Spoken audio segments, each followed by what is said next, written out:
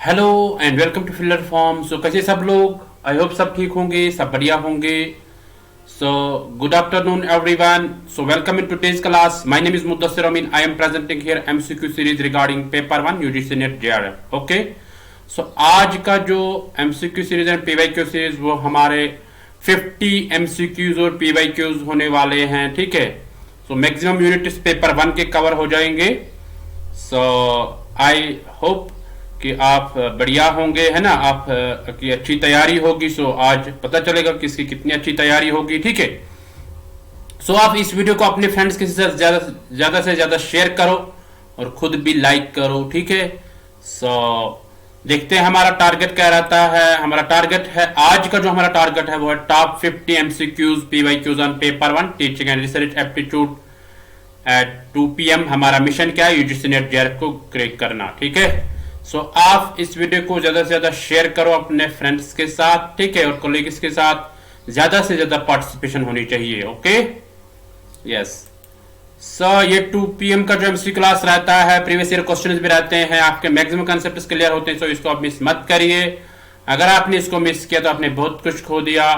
सो आज का जो टॉप 50 एमसीक्यूज है ना, तो यानी जो मैक्सिमम बार कहे गए, मतलब पूछे गए हैं एग्जाम्स में यूजीसी नेट द्वारा। ठीक है, सो आप इसलिए मतलब हर एक क्लास आपका मतलब इम्पोर्टेंट है। सो आप किसी भी क्लास को मिस मत करिए। ओके, सो आप इस वीडियो को अपने फ्रेंड्स के साथ शेयर करो, ज्यादा से ज्यादा पार्टिसिपेशन होनी चाहिए। थोड़ा सा रुकते हैं, है ना।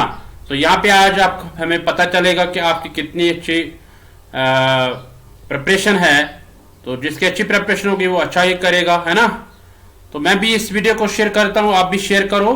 ठीक है, तो जिनके भी नोटिफिकेशन नहीं आ गए तो आप ग्रुप्स में शेयर करो, अपने फ्रेंड्स के साथ शेयर करो। ठीक है, सो उसके बाद हम स्टार्ट करते हैं। यस,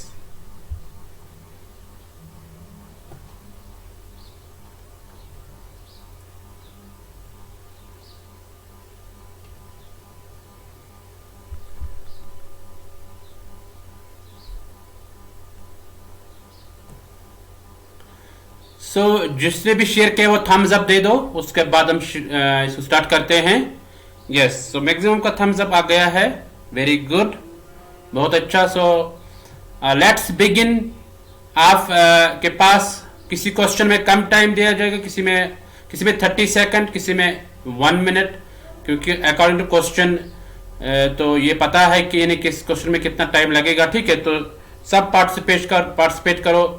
तो एक लाइव चैट ऑप्शन आ जाता है, उस लाइव चैट में जाके आप आंसर कर सकते हैं। ठीक है, so are you ready? So let's begin then, let's get started, let's start our today's MCQ series. Previous year questions भी है। ठीक है, यानी टॉप 50 एमसीक्यूज है। सो क्वेश्चन नंबर 1 है आपके स्क्रीन पे, इसको पढ़ो आप। If back benchers are always talking in the classroom, a teacher should. अगर बैक बेंचर्स बातें करते होंगे क्लासरूम में हमेशा, तो टीचर को क्या करना चाहिए उस वक्त? Let them do what they are doing. यानी टीचर को ऐसा करना चाहिए कि जो वो करते हैं वैसे ही करने दो। ठीक है, ऐसे पुनिश देम या उनको सजा देना है। C ask them to sit on the front bench, क्या आप फ्रंट बेंच में बैठो। D none of the above. So क्या करेगा टीचर? आपके पास 1 मिनट है, सब आंसर करो। Very good.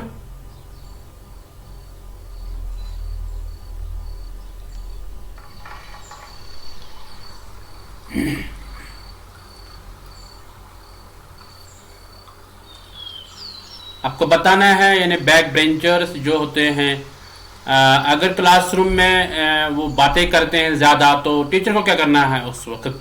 ठीक है, सब आंसर करो। वेरी गुड, सबों का आंसर आना चाहिए, बहुत अच्छा।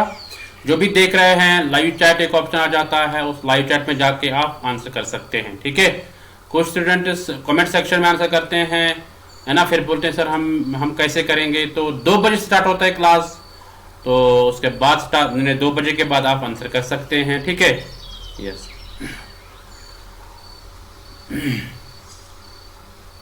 Very good.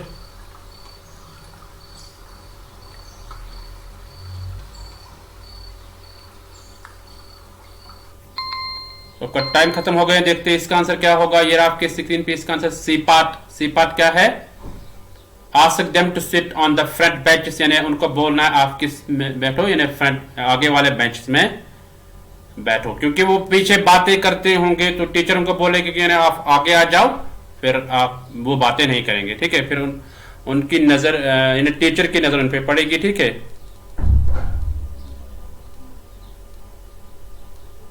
चलो चलते हैं question, I hope you got it. चलते हैं क्वेश्चन नंबर 2 पे, इसको पढ़ो और आंसर करो। If students are not able to follow you should, अगर स्टूडेंट्स फॉलो नहीं करेंगे आपके रूल्स तो आपको क्या करना पड़ेगा, A give them prompt explanation, यानी उनको एक्सप्लेनेशन देना होगा। Make the matter easy, illustrate with examples all the, यानी यहाँ पे बात नहीं है रूल्स की, यहाँ पे students are not able to follow, यानी अगर उनको समझ में नहीं आ जाएगा, ठीक है, तो आपको क्या करना चाहिए एज ए टीचर, ठीक है। एज ए टीचर आपको क्या करना चाहिए, अगर स्टूडेंट्स को समझ में नहीं आ गया होगा तो उस वक्त आपको क्या करना है, ठीक है। ए है गिव देम प्रॉम्प्ट एक्सप्लेनेशन, को आप थोड़ा हिट दे दीजिएगा। बी है मेक द मैटर इजी, आपको यानी जो कंटेंट होगा उसको इजी बनाना होगा। सी इलस्ट्रेट विद एग्जांपल्स, एग्जांपल्स के साथ समझाना। डी ऑल द अबव, इन्हें सारे के सारे आ जाएंगे इसका आंसर। सब आंसर करो, वेरी गुड। देखो मैंने टाइमर लगा दिया है 45 मिनट 45 सेकंड्स का, ठीक है। हाँ 45 सेकंड, जहाँ पे मुझे लगे कि ना इसको अच्छा टाइम, अच्छा खासा टाइम उसको मैं टाइम दे दूंगा, ठीक है। हाँ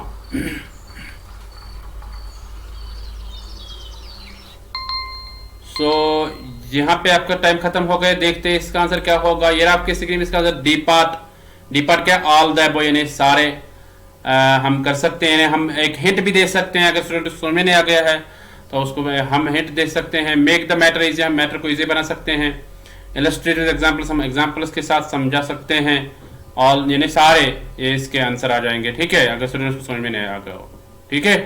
यानी उनको समझ में नहीं, उनको अंडरस्टैंड नहीं होगा कंसेप्ट, तो ऐसे हम कर सकते हैं सब, ठीक है।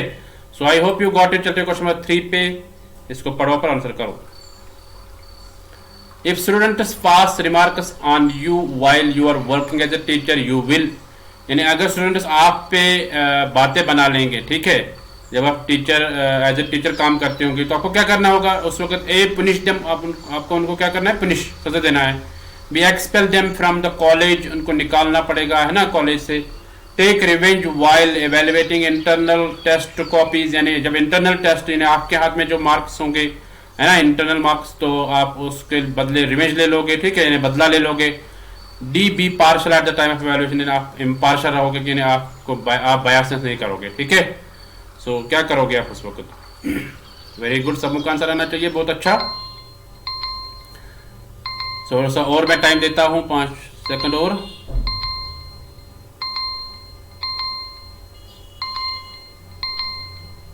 आपका टाइम खत्म हो गया। देखते हैं इसका आंसर क्या होगा। ये आपके स्क्रीन में इसका आंसर डी पार्ट, इन्हें आपका टाइम स्टार्ट होता है जब मैं दिखाता हूं ना क्वेश्चन स्क्रीन पे, तब से आपको क्वेश्चन स्टार्ट होता है, ठीक है। इसलिए आप जल्दी तुरंत आंसर कर लो, ओके। अगर स्टूडेंट कोई रिमार्क आपके बोलेंगे, आपके कुछ बोलेंगे, यानी जब आप टीचर काम करते होंगे तो उस वक्त आप क्या करोगे, उस वक्त आप कोई इम्पार्शल नहीं रहोगे, यानी आप बायसेस नहीं दिखाओगे, ठीक है। आप उसमें हर एक स्टूडेंट को इक्विटी दे दोगे, है ना, इक्वालिटी दे दोगे, ठीक है। यानी आप बोलो, आपको ये ध्यान में नहीं रखना कि आप इस स्टूडेंट ने मुझे मतलब मुझ पे कुछ बोला है ना, उंगली उठाई है, तो मुझे उसके साथ कुछ करना, उसको इंटरनल मार्क्स या कुछ इसके साथ मुझे करना एग्जामिनेशन में, है ना, या एवेल्युएशन के दौरान उसको मुझे थोड़ा सा कम मार्क्स रखने हैं। तो ये बात है यहाँ पे, समझ में आ रहा है, मतलब कि उस वक्त इम्पार्शल यानी नहीं होना है, उस वक्त पार्शल नहीं होना चाहिए, हमें इम्पार्शल रहना चाहिए, ठीक है। टाइम ऑफ एवेल्युएशन, जब एवेल्युएशन का टाइम होगा उस वक्त हमें इम्पार्शल रहना चाहिए, हमें बायसेस नहीं दिखाने चाहिए, ठीक है। हाँ, so I hope you got it. चलते क्वेश्चन नंबर 4 पे, इसको पढ़ो पर आंसर करो। Discussion in class will be more effective if the topic of discussion is, यानी डिस्कशन जब क्लास में होगा वो ज्यादा इफेक्टिव रहेगा। कब, जब डिस्कशन क्या होगा, नॉट इंट्रोड्यूस्ड, यानी उसको हम इंट्रोड्यूस ही नहीं करेंगे। Be stated before the start of the discussion, यानी हम उसको पहले ही बोलेंगे, यानी डिस्कशन करने से पहले। C written on the board without introducing it, हम उसको बोर्ड पे लिखेंगे, है ना, उसको इंट्रोड्यूस करने के बदले में, ठीक है। Inform to the students in advance, उनको हम पहले ही बोलेंगे, ठीक है, कि हमें डिस्कशन किस पे करना है। सो आपका आंसर आना चाहिए, सबों का आंसर आना चाहिए, वेरी गुड। जब डिस्कशन हमें क्लासरूम में इफेक्ट बनाना होगा तो उस वक्त टॉपिक कैसा होना चाहिए, ठीक है।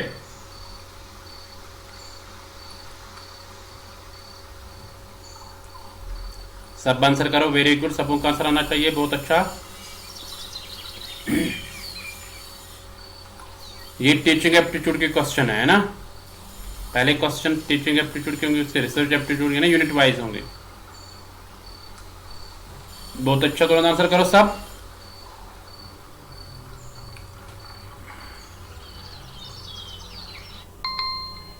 तो आपका टाइम खत्म हो गया है, देखते हैं इसका आंसर क्या होगा। ये रहा आपके स्क्रीन पे इसका answer, D part is informative to the students in advance. यानी अगर हमें डिस्कशन इफेक्ट बनाना होगा तो हम स्टूडेंट्स को पहले ही बोलेंगे, ठीक है। यस, उनको हम पहले ही बोलेंगे कि कल किसके बारे में पढ़ेंगे या किसके बारे में डिस्कस करेंगे। तो जब भी पहले पता होगा तो स्टूडेंट्स भी पढ़ के आ जाएंगे, टीचर भी पढ़ के आ जाएगा, है ना। तो ऐसे में जो डिस्कशन होगा वो इफेक्टिव रहेगा। Okay, so I hope you got it. चलते हैं क्वेश्चन नंबर 5, फटाफट आंसर करो। Which of the following is the most important single factor in underlying the success of beginning as a teacher? यानी आपको बताना यहाँ पे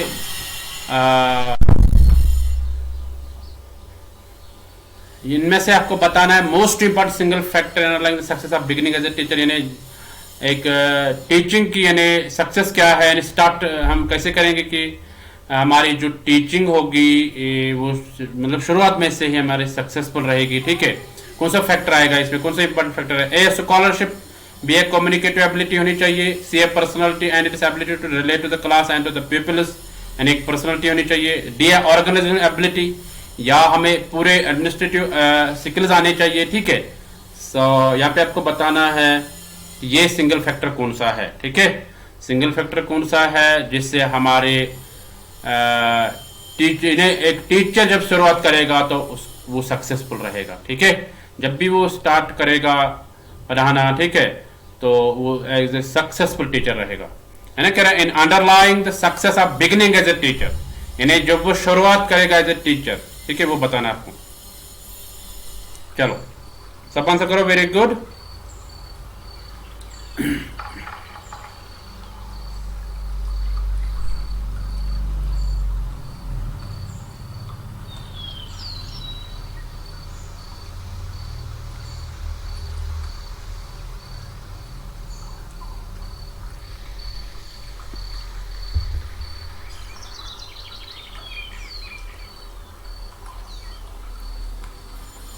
चलो सब आंसर करो, बहुत अच्छा। जो भी इस क्लास को देख रहे हैं, एक जगह लाइव चैट आ जाता है, वहां पे आप जाके आंसर कर सकते हैं। ओके,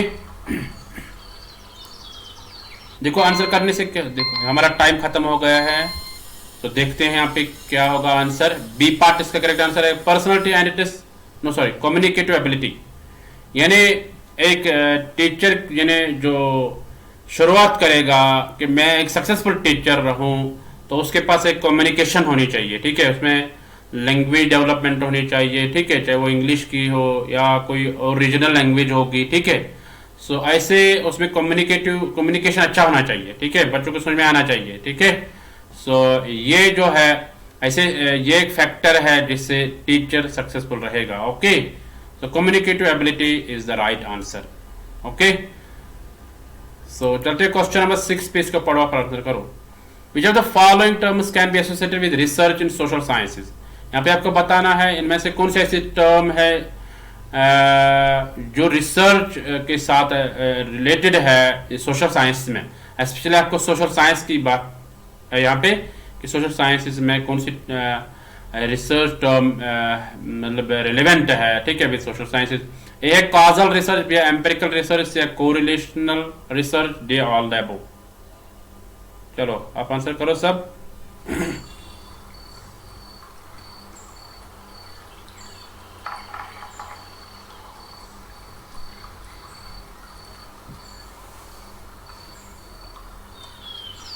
आपके पास टाइम है ना। हाँ, आप आंसर करो पढ़ के अच्छे से मतलब अच्छे से आप पढ़ो क्वेश्चन को, फिर आंसर करो।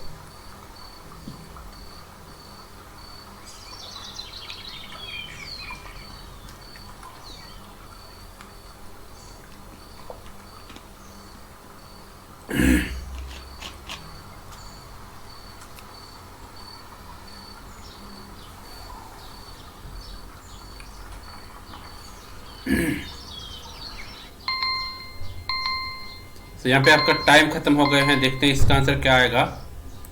तो ये रहा आपके स्क्रीन पे इसका आंसर बी पार्ट का एम्पेरिकल रिसर्च, यानी जो सोशल साइंसेज में यहाँ पे होती है वो एम्पेरिकल रिसर्च होती है, यानी फील्ड रिलेटेड जो रिसर्च होते हैं तो उसको एम्पेरिकल रिसर्च बोलते हैं। ठीक है, ऑल द एबो नहीं आएगा, यानी मैक्सिमम का गलत हो गया कि उन्होंने ऑल द एबो दिया है। So empirical research is the correct answer. Okay, थोड़ा सा देखते हैं इसके बारे में, एम्पेरिकल रिसर्च के बारे में। एम्पेरिकल रिसर्च वो रिसर्च होती है यानी जो हमारे को एम्पेरिकल एविडेंस दिखाती है, यानी प्योर फील्ड की यानी फील्ड एक्सपीरियंस देती है। It is also a way of gaining knowledge by means of direct and indirect observation और एक्सपीरियंस। यहाँ से हम इंफॉर्मेशन हासिल करते हैं, हम ज्ञान हासिल करते हैं डायरेक्टली या इनडायरेक्ट ऑब्जर्वेशन से, यानी हम ऑब्जर्व करते हैं डायरेक्टली या indirectly. Empiricism values some research more than other kinds.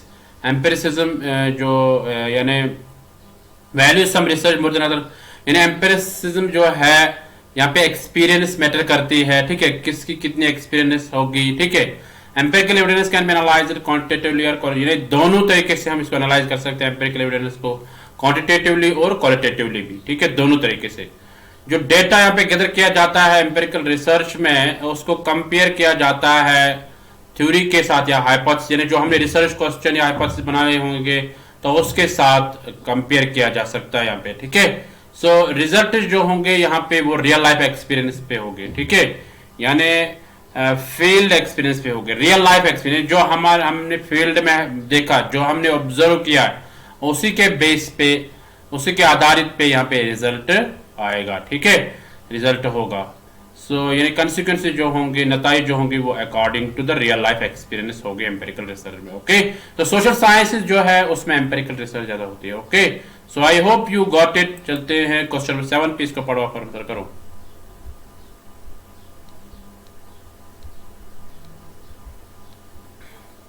Which scientific method focus on generating new hypotheses and theories, यानी इनमें से कौन सी साइंटिफिक मेथड ऐसा है जो फोकस करता है न्यू हाइपोथेसिस या थ्योरीज पे। ए है डिडक्टिव मेथड, बी है इंडक्टिव मेथड, सी है both A and B, D है नन ऑफ द अबव। सब आंसर करो, very good. Which scientific method focuses on generating new hypotheses and theories, यानी यहाँ पे आपको बताना है कि कौन सा ऐसा साइंटिफिक मेथड है जो फोकस करता है न्यू हाइपोथेसिस या थ्योरीज पे। ठीक है,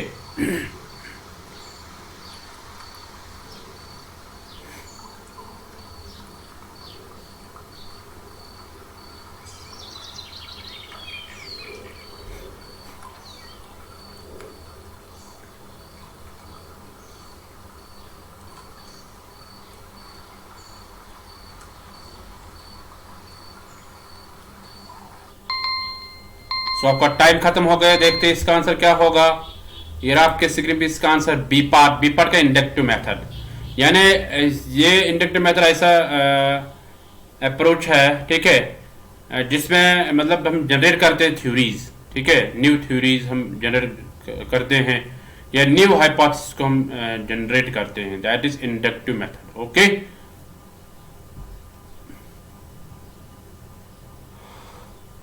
चलो, I hope you got it. चलते क्वेश्चन नंबर 8 पे, इसको पढ़ो पर answer. Field experiment is one that takes place in. Field experiment क्या है? ठीक है, ये बताना आपको जो हो रहा है कहाँ पे हो रही है field experiment. A real world, B laboratory, C both in real world and laboratory, D है नेचुरलिस्टिक एनवायरनमेंट। सब आंसर करो, वेरी गुड।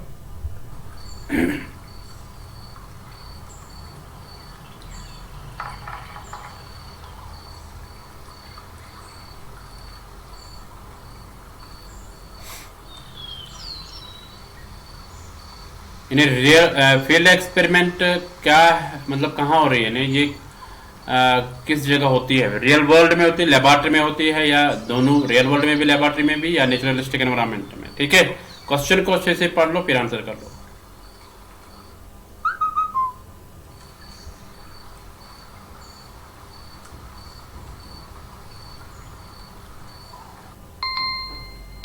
तो यहाँ पे आपका टाइम खत्म हो गया है। देखते हैं इसका आंसर क्या होगा। ये रहा आपके स्क्रीन पे इसका आंसर ए पार्ट क्या, रियल वर्ल्ड। फील्ड एक्सपेरिमेंट होता है रियल वर्ल्ड में, ठीक है, रियल एक्सपीरियंस मिलती है, ठीक है, ये ध्यान में रखना। तो चलते क्वेश्चन थोड़ा सा देखते हैं। फील्ड एक्सपेरिमेंट्स में क्या होता है कि रिसर्चर्स जो होते हैं they also study how independent variables affect dependent variable. इन्हें एक इंडिपेंडेंट वेरिएबल से कितनी चेंज आ जाती है डिपेंडेंट वेरिएबल में।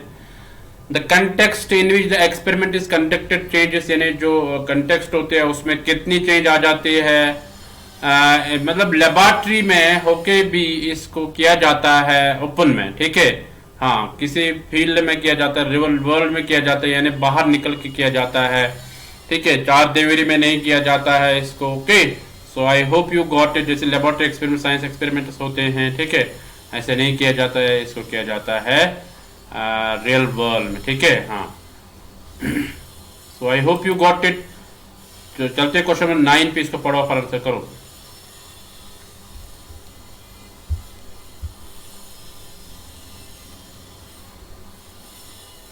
Characteristics of the scientific method necessarily include, जो साइंटिफिक मेथड के कैरेक्टरिस्टिक्स हैं वो कौन कौन से हैं, मतलब उसमें क्या होता है। लैब एक्सपेरिमेंट्स ऑनली, क्या लैब एक्सपेरिमेंट होता है। B control observation, C analysis formulation, D all the above. सब आंसर करो, वेरी गुड।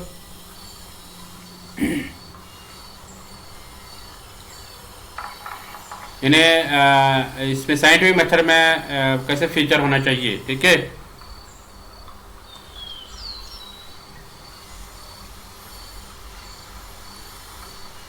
वेरी गुड, सबों का आंसर आना चाहिए, बहुत अच्छा, तुरंत आंसर करो।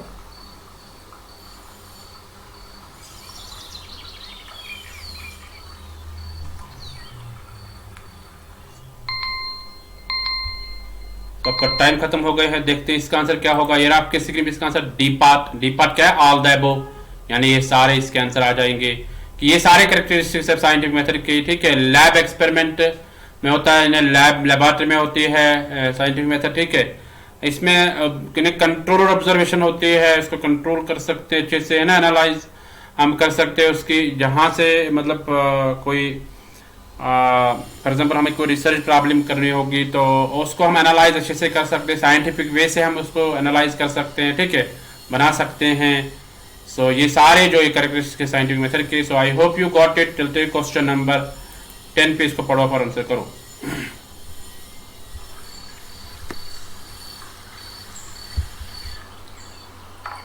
Research study that takes place over a long period of time is termed as, यानी वो रिसर्च स्टडी जो बहुत टाइम के लिए होती है ना, और लॉन्ग पीरियड ऑफ टाइम, ज्यादा टाइम जो लेती है, तो उसको क्या कहते हैं।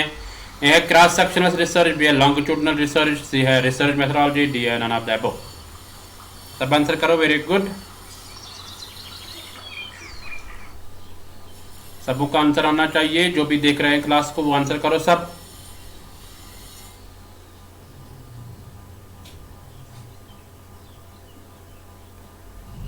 तो देखते हैं इसका आंसर क्या होगा। ये रहा आपकी स्क्रीन पे इसका आंसर ए पार्ट क्या है, क्रॉस सेक्शनल रिसर्च, यानी एक रिसर्च स्टडी जो होती है यानी लॉन्ग पीरियड ऑफ टाइम, यानी ज़्यादा देर के लिए होती है, तो उसको क्या बोलते हैं, उसको क्रॉस सेक्शनल रिसर्च बोलते हैं। Okay, so I hope you got it. चलते क्वेश्चन 11 पे, इसको पढ़ो और आंसर करो। The government of India conducts census after every 10 years. The method of research used in this process is, यानी गवर्नमेंट ऑफ इंडिया ने कंडक्ट किया है एक सेंसस आफ्टर एवरी 10 ईयर्स, 10 साल के बाद वो करता है एक सेंसस। तो इसमें हम जो रिसर्च मेथड यूज करते हैं तो वो कौन सा आएगा, ठीक है। ए है केस स्टडी, बी है डेवलपमेंटल, सी है सर्वे, डी है एक्सपेरिमेंटल। सब आंसर करो, very good. Government of India जो कंडक्ट करता है सेंसस यानी 10 साल के बाद, है ना, तो उसमें the method of research use, इसमें कौन सा रिसर्च मेथड यूज किया जाता है इस प्रोसेस में। एक केस स्टडी, बी है डेवलपमेंटल, सी है सर्वे, डी है एक्सपेरिमेंटल।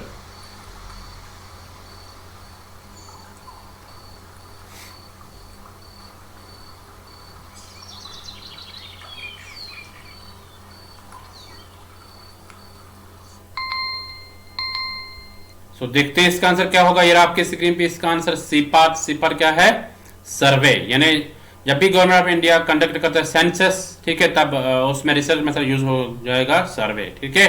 क्योंकि वो सर्वे के लिए निकलते हैं, that is why here comes survey. So I hope you got it. चलते क्वेश्चन नंबर 12 पे, इसको पढ़ो पर आंसर करो। A researcher spent several years observing social behavior of people in their native habitat. The research method used here is, यानी एक researcher क्या करता है, वो कुछ साल गुजारता है ना, सेवरल इयर्स, किसको, सोशल बिहेवियर को ऑब्जर्व करने के लिए, लोगों का सोशल बिहेवियर वो देखता है कि सोसाइटी में इनका कैसा व्यवहार है, ठीक है, अपने हैबिटेट में वो देखता है, इन्हें अपने इर्द गिर्द देखता है। तो ऐसे में कौन सा रिसर्च मेथड यूज हुआ है, एक case study, B experimental method, C correlational study, D naturalistic observation. सब आंसर करो। मैं दोबारा बताऊंगा, एक रिसर्चर कुछ साल भी मतलब गुजारता है, ठीक है, सोशल लोगों को सोशल बिहेवियर देखता है अपने हैबिटेट में, अपने इर्द गिर्द। तो उस वक्त को ये कौन सा रिसर्च मेथड यूज हुआ है यहाँ पे, ठीक है, वो बताना आपको।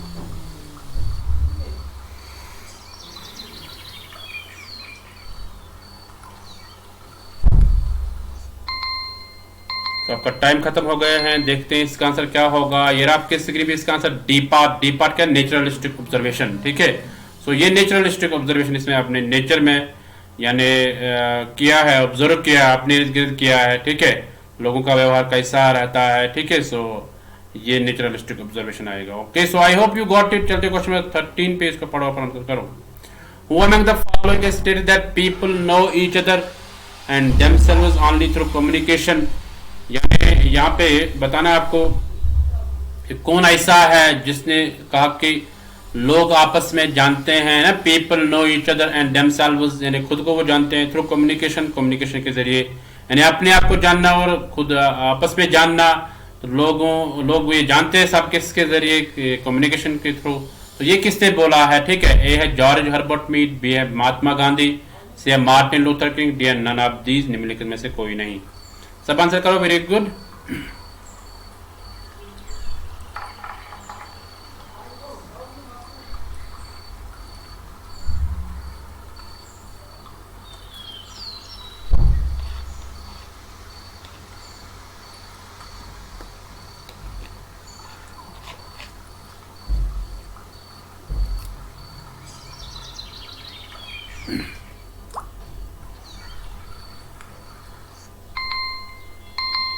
तो यहाँ पे आपका टाइम खत्म हो गई, देखते हैं इसका आंसर क्या होगा। A part is the correct answer, George Herbert Mead.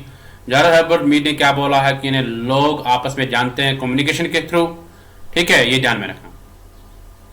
जल्दी क्वेश्चन 14 पे इसको पढ़ो और आंसर करो। If it is assumed that communication has no beginning और end, then it is termed as, अगर ये एज्यूम किया जाएगा कि इन्हें कम्युनिकेशन जो है इसका कोई शुरुआत नहीं होती, इन्हें कोई अंत भी नहीं होता, इन्हें एंड भी नहीं होता है, तो उसको क्या बोलते हैं, उस टर्म को? ए है मीडिएशन, बी है प्रोसेस, या इंटरेक्शन, डी है ट्रांजैक्शन। आपको बताना है यहाँ पे, अगर हम एज्यूम करेंगे कम्युनिकेशन को कोई शुरुआत नहीं, कम्युनिकेशन की कोई शुरुआत नहीं होती है या उसका एंड ही नहीं होता है, तो उसको क्या बोलते हैं उस वक्त? ए है मीडिएशन, बी है प्रोसेस, या इंटरेक्शन, डी है ट्रांजैक्शन।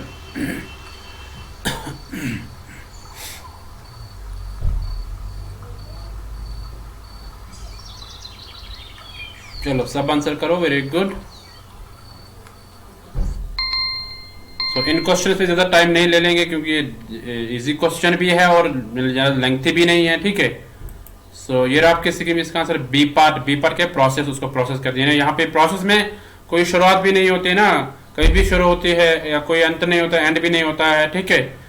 सो ये ध्यान में रखना आप, इसका प्रोसेस आएगा। सो आई होप यू गॉट। चलते क्वेश्चन 15 पे, इसको पढ़ो और आंसर करो। एसेंशियल कंपोनेंट्स ऑफ कम्युनिकेशन, और जिन्हें आपको इंपॉर्टेंट कंपोनेंट्स बताने कम्युनिकेशन के कौन कौन से हैं? A source, message, interference, channel, receiver, feedback and context. B है sign, source, destination, interaction and correlation. C है signs, symbols, understanding, communication, communicant, ठीक है। डी है symbols, understanding, purpose, ideas, opinions, non verbal and reaction. यहाँ पे आपको बताने essential components communication के, ठीक है। तो सब बताओ आप, इसमें कौन सा करेक्ट है कि कम्युनिकेशन के रिलेटेड कौन से एसेंशियल कंपोनेंट्स है? चलो सब आंसर करो, वेरी गुड।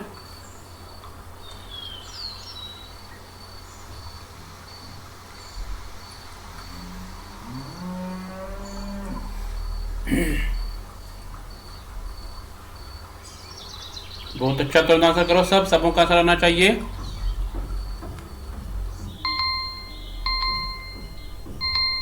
सो देखते हैं इसका आंसर क्या होगा। A part is the correct answer, यानी source, message, interference, channel, receiver, feedback and context, ये जो है एसेंशियल कंपोनेंट्स है किसके, कम्युनिकेशन के। Okay, so I hope you got it. चलते क्वेश्चन नंबर 16 पे, इसको पढ़ो और आंसर करो।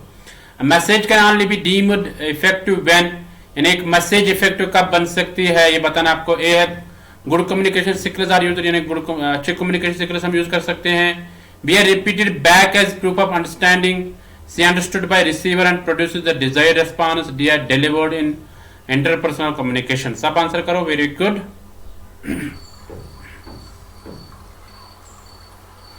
मैसेज जो है मतलब ये, इसको हम इफेक्टिव कैसे बना सकते हैं, ठीक है, ये बताना है आपको।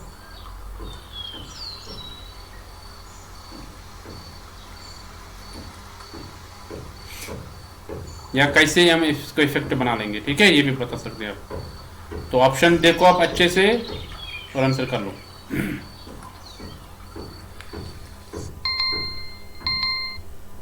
तो आपका टाइम खत्म हो गया है, देखते हैं इसका आंसर क्या होगा। ये आपके स्क्रीन में इसका आंसर सी पार्ट क्या है, understood by receiver and produces the desired response, यानी जो मैसेज रिसीवर अच्छे से समझेगा और उसके मतलब डिजायर्ड रिस्पांस निकलेंगे, ठीक है, अच्छे से रिस्पांस आएगा, ठीक है, यानी जो रिसीवर होगा वो अच्छे से रिस्पांस करेगा और मैसेज भी अच्छे से जाएगा उस तक, तो उसको हम इफेक्टिव कम्युनिकेशन बता सकते हैं, ठीक है, या इफेक्टिव मैसेज भी बता सकते हैं। Okay, so I hope you got it. चलते क्वेश्चन 17 पे, इसको पढ़ो और आंसर करो।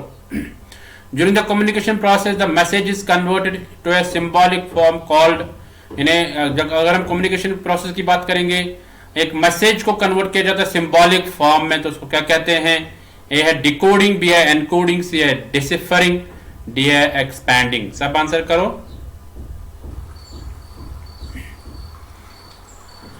कम्युनिकेशन प्रोसेस के दौरान एक मैसेज को कन्वर्ट किया जाता है सिंबॉलिक फॉर्म में, ठीक है, तो उसको क्या बोलते हैं, डिकोडिंग या एनकोडिंग या डिसिफरिंग या एक्सपैंडिंग। सब आंसर करो, बहुत अच्छा।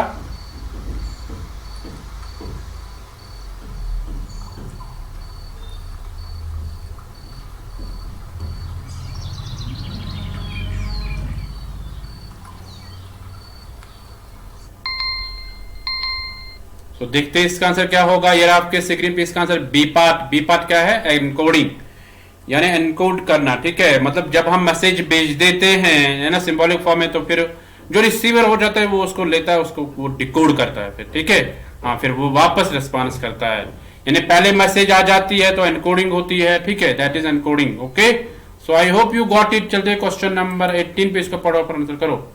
Which of the following term describes the communication between two people that involve sending and receiving of messages? यानी यहाँ पे आपको बताना है उस टर्म के रिलेटेड जो डिस्क्राइब करता है कम्युनिकेशन को दो लोगों के बीच में, जिसमें सेंडिंग और रिसीविंग ऑफ मैसेजेस होती है। ए है डिकोडिंग, बी है एनकोडिंग, सी है ट्रांजैक्शन, डी है डायोडिक। सब आंसर करो, बहुत अच्छा।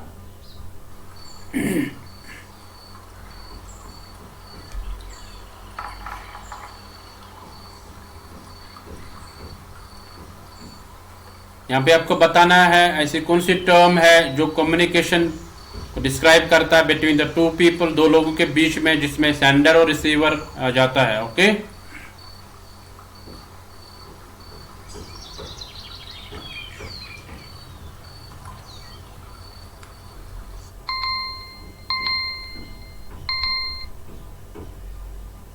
तो देखते हैं इसका आंसर क्या होगा। यार आपके स्क्रीन में इसका आंसर डी पार्ट क्या है, डायोडिक।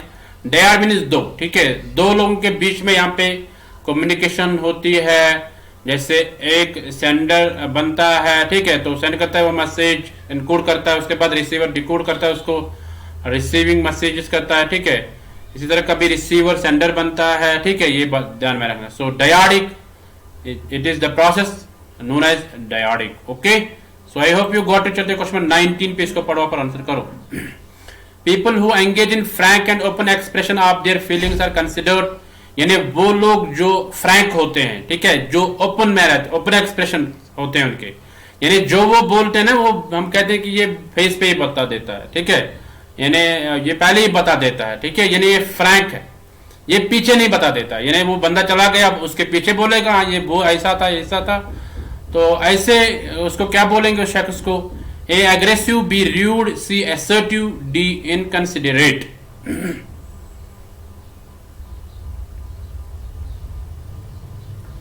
यानी ऐसे लोगों को क्या बोलेंगे, जो फ्रैंक होते हैं, जो ओपन होते हैं, ठीक है।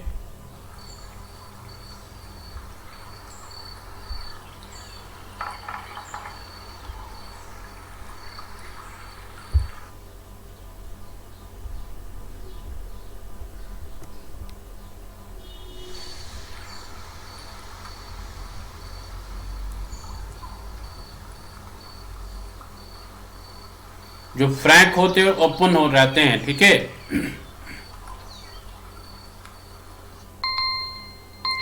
तो यहाँ पे आपका टाइम खत्म हो गया है, देखते हैं इसका आंसर क्या आएगा। ये रहा आपके स्क्रीन में इसका आंसर सी पार्ट। सी क्या है, असर्टिव, तो ये असर्टिव बन सकते हैं, ठीक है।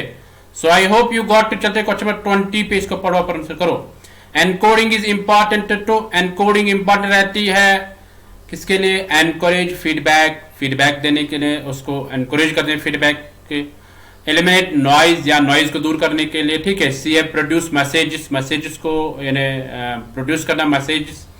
एनश्योर डिकोडिंग ऑफ मैसेज, यानी मैसेज को डिकोड करना, ठीक है। तो यहाँ पे एनकोडिंग इंपॉर्टेंट कब रहती है, ओके, ये बताना आपको एनकोडिंग कब इंपॉर्टेंट रहती है।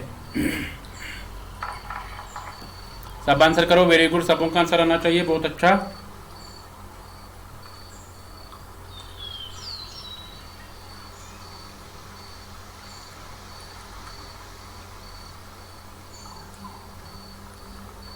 देखो ये पेपर 1 के क्वेश्चन है, आज 50 क्वेश्चन है टोटल, ठीक है, ये ध्यान में रखना।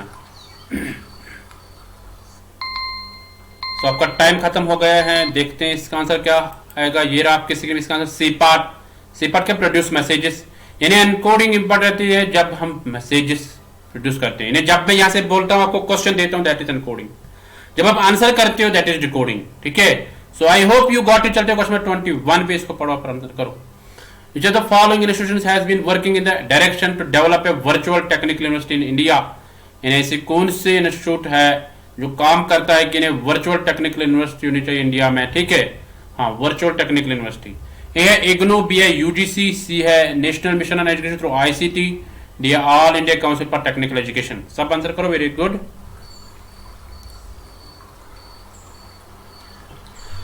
आपको बताना ऐसा कौन सा इंस्टीट्यूट ऐसा है इनमें से जो ऑप्शन नीचे दिए गए हैं जो काम कर रहा है कि इन्हें वर्चुअल टेक्निकल यूनिवर्सिटी लेनी चाहिए, इन्हें हमें डेवलप करनी चाहिए वर्चुअल टेक्निकल यूनिवर्सिटी, यानी working in the direction of to develop a virtual technical university, यानी वर्चुअल टेक्निकल यूनिवर्सिटी डेवलप कर सकेंगे हम इंडिया में, ठीक है। इसके लिए कौन काम कर रहा है, ठीक है, ये बताना आपको। चलो आपका टाइम खत्म हो गया, देखते हैं इसका आंसर क्या आएगा। ये रहा आपके इसका आंसर डीपार्ट। डीपार्ट के AICTE all India council for technical education, ठीक है। ये काम कर रहे हैं किस पे, की वर्चुअल टेक्निकल यूनिवर्सिटी डेवलप करने में, ठीक है। So I hope you got it. चलते क्वेश्चन 22 पे, इसको पढ़ो पर आंसर करो।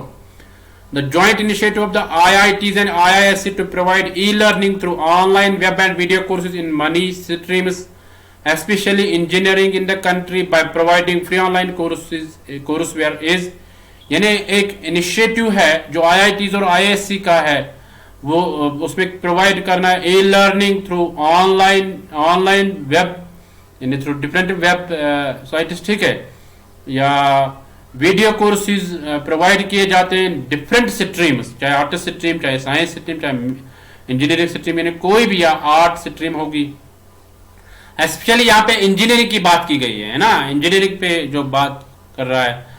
तो by providing free online courseware, यानी ऑनलाइन कोर्सवेयर प्रोवाइड करते हैं, फ्री में कोर्सेज प्रोवाइड करते हैं। तो वो कौन, ये जॉइंट इनिशिएटिव किसका, ये जॉइंट इनिशिएटिव कौन सा है। A national programme on technology enhanced learning, B है AICT NEAT, सी है NMEICT national mission on education through ICT, D है नन ऑफ द अबव। सब आंसर करो, वेरी गुड।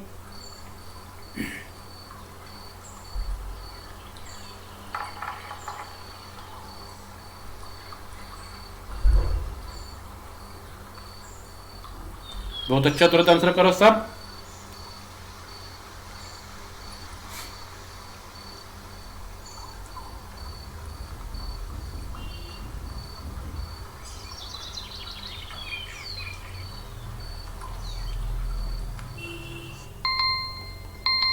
यहाँ पे आपका टाइम खत्म हो गया, देखते हैं इसका आंसर क्या होगा। यार आपके स्क्रीन में इसका answer A part. A part क्या है? National programme on technology enhance learning, यानी नेशनल प्रोग्राम जो टेक्नोलॉजी एनहांस लर्निंग जो है, ठीक है, ये इनिशिएटिव है जो आईआईटीज और आईआईएससी ने ले लिया है ऑनलाइन कोर्सेज फ्री में देने के लिए, स्पेशली इसमें इंजीनियरिंग आता है। Okay, so I hope you got it. चलते क्वेश्चन नंबर 23 पे, इसको पढ़ो और आंसर करो। Which organization has been assigned the task to develop e-content of 996 courses belonging to engineering, sciences, technology, humanities and management? यानी यहाँ पे कौन सी ऑर्गेनाइजेशन ऐसी है जिसने 996 कोर्सेज का ई कंटेंट डेवलप किया है, ठीक है, और जो कोर्सेज है इंजीनियरिंग के रिलेटेड, साइंस के रिलेटेड, टेक्नोलॉजी के रिलेटेड, या ह्यूमैनिटीज या मैनेजमेंट या आर्टिस्ट हैं, ठीक है। सो ए आईआईटी मद्रास, बी है बिट्स पिलानी, सी है आईआईटी मुंबई, डी है नन ऑफ द अबव। सब आंसर करो, वेरी गुड।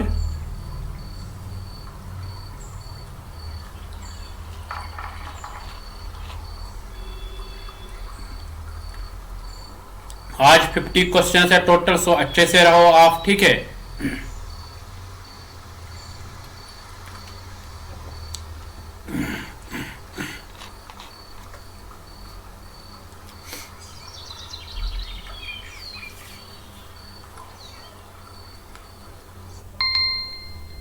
तो देखते हैं इसका आंसर क्या होगा। यार आपके स्क्रीन में इसका answer A part. A part क्या है? आईआईटी मद्रास, यानी आईआईटी मद्रास जो है इसने डेवलप किए हैं 1996 कोर्सेज का कंटेंट, ठीक है, वो भी ई कंटेंट, यानी कोई भी एक्सेस कर सकता है उसको। वो रिलेटेड है इंजीनियरिंग के रिलेटेड, साइंसेज के रिलेटेड, टेक्नोलॉजी के रिलेटेड, ह्यूमैनिटीज या मैनेजमेंट के related. Okay, so I hope you got it. चलते क्वेश्चन नंबर 24 पे, इसको पढ़ो पर आंसर करो। एव्यू, ठीक है, एव्यू द सॉफ्टवेयर। एव्यू है एक सॉफ्टवेयर जिसको develop, that has been developed under the national mission education through ICT, जिसको डेवलप किया गया है national mission education through ICT के द्वारा।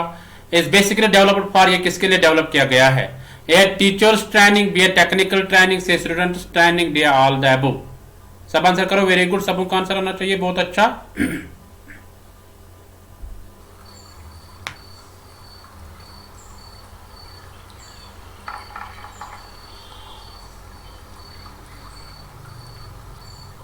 व्यू जो सॉफ्टवेयर है जिसको डेवलप किया गया है national mission education through ICT द्वारा, तो ये किसके लिए डेवलप किया गया है?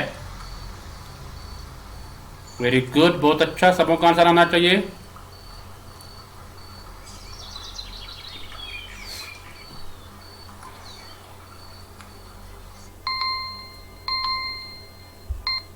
तो देखते हैं इसका आंसर क्या होगा। ये आपके स्क्रीन पे इसका answer A part. A part क्या है? टीचर्स ट्रेनिंग के लिए। ओके, सो टीचर्स ट्रेनिंग के लिए ये है। Okay, so all the above वो इनकरेक्ट है, सो इसका टीचर्स ट्रेनिंग आएगा। ओके, सो इसको आप गलत करना, दोबारा नहीं करना, ठीक है। Yes, so A is the correct answer. So चलते हैं क्वेश्चन नंबर 25 पे, इसको पढ़ो पर आंसर करो। Web 2.0 tools have made traditional learning more social and personalised, which of the following can be referred to as Web 2.0 tools? यानी यहाँ पे आपको बताना है कि वेब 2.0 टूल्स कौन से हैं। वेब 2.0 टूल्स ने क्या किया है कि ट्रेडिशनल लर्निंग को चेंज किया है, ठीक है, उसको मोर सोशल और पर्सनलाइज्ड बना दिया है। तो यहाँ पे आपको बताना वेब 2.0 टूल्स कौन से हैं। A blogs and wikis, C podcast and mashups, C social networking communities, D है ऑल द अबव, यानी सारे। सब आंसर करो, वेरी गुड।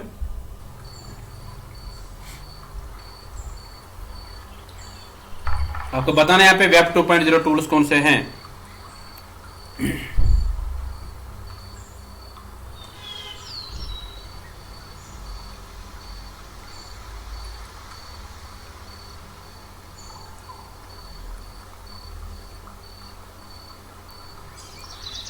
बहुत अच्छा,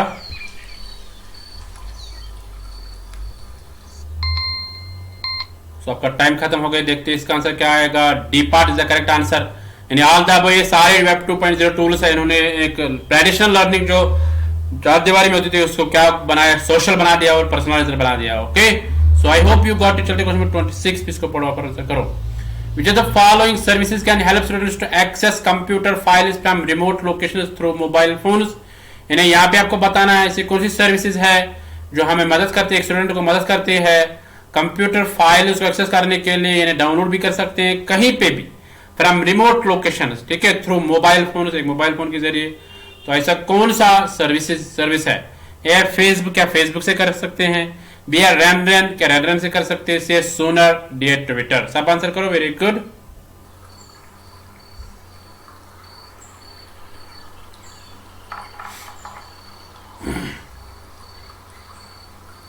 आपको बताना है यहाँ पे ऐसी कौन सी सर्विसेज है जो स्टूडेंट एक्सेस कर सकेंगे एक कंप्यूटर फाइल को, यानी किसी भी फाइल को, पीडीएफ को, तो किसी भी लोकेशन में, चाहे रिमोट अर्बन होगी चाहे रूरल होगी, ठीक है, या कोई पहाड़ी इलाका होगा वहां पे भी, थ्रू मोबाइल फोन, एक मोबाइल फोन के जरिए, ठीक है।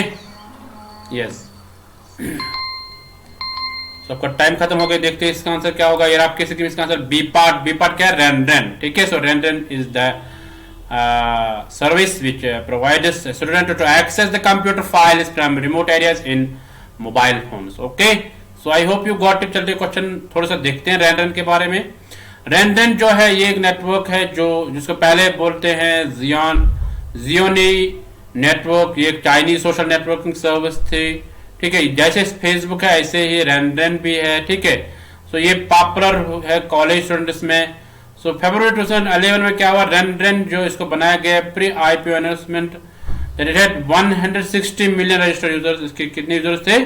160 मिलियन, नॉट ए जोक, इतने यूजर्स थे इसके। Okay, so I hope you got it. चलते क्वेश्चन नंबर 27 पे, इसको पढ़ो और आंसर करो। The pioneer organization in personal computer industry is, यानी पर्सनल कंप्यूटर इंडस्ट्री जो है, यानी पीसीज की जो पायोनियर ऑर्गेनाइजेशन वो कौन सी है? ए IBM, ए बी है एप्पल, सी है कंपैक्ट, डी है इन्फोसिस। सब आंसर करो। बस पीसीज का पायोनियर ऑर्गेनाइजेशन कौन सी है ये बताना आपको।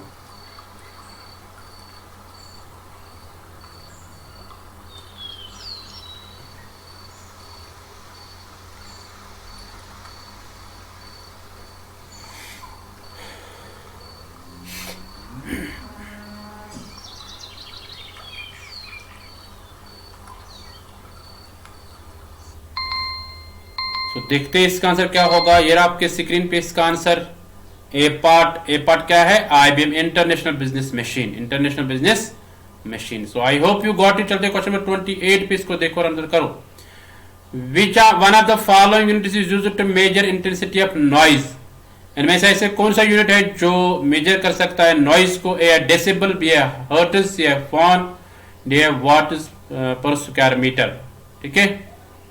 चलो आंसर करो सब। आपको बताना है यहाँ पे कि नॉइज को कौन मेजर कर सकते हैं। Question number 28, not question number 1।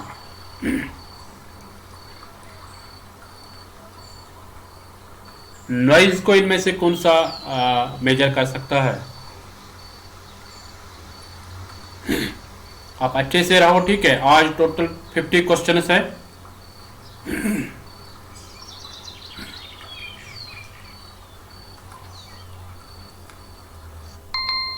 तो देखते हैं इसका आंसर क्या होगा। ये आपके स्क्रीन पे इसका answer A part is decibel, ठीक है।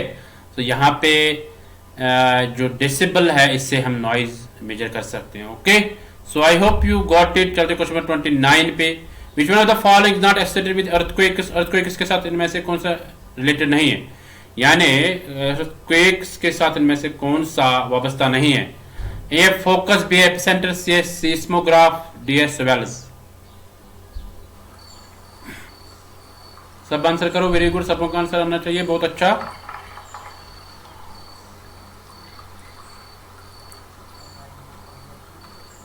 आपको बताना यहाँ पे अर्थक्वेक्स के साथ कौन सा रिलेटेड नहीं है, यानी अर्थक्वेक्स के साथ कौन सी टर्म यहाँ पे वाबस्ता नहीं है, उसके साथ कौन सी टर्म मिलती नहीं है यहाँ पे, ठीक है। यहाँ पे इन्हें ऑड वन आउट करना है यहाँ पे आपको।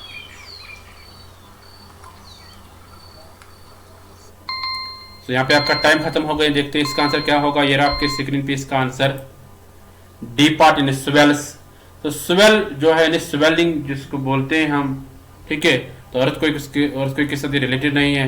सीस्मोग्राफ है ना, एपिसेंटर होता है कहाँ पे हुआ है, फोकस होता है, सेंटर होता है, ये सारे इसके होते हैं, बट सिविलस नहीं होता है इसके related. Okay, so I hope you got it. चलते क्वेश्चन नंबर 30 पे, इसको पढ़ो और आंसर करो।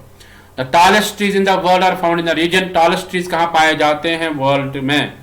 ए equatorial region, B a temperate region, C है मानसून रीजन, डी है मेडिटेरेनियन रीजन। सब आंसर करो, वेरी गुड।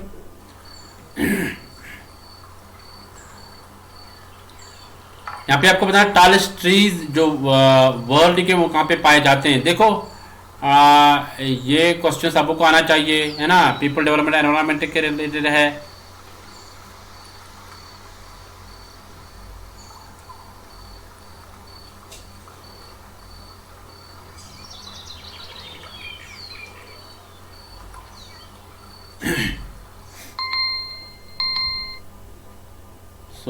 देखते हैं इसका आंसर क्या होगा। A part is the correct, equatorial region. तो ये इक्वेटोरियल रीजन में पाए जाते हैं टॉलेस्ट ट्रीज। ठीक है, थोड़ा सा देखते हैं इसके बारे में। इक्वेटोरियल रीजन जो है ये अराउंड द इक्वेटर पाए जाते हैं, जिसमें 6% अर्थ सरफेस जो होती है, ठीक है, इसके रिलेटेड। ओके,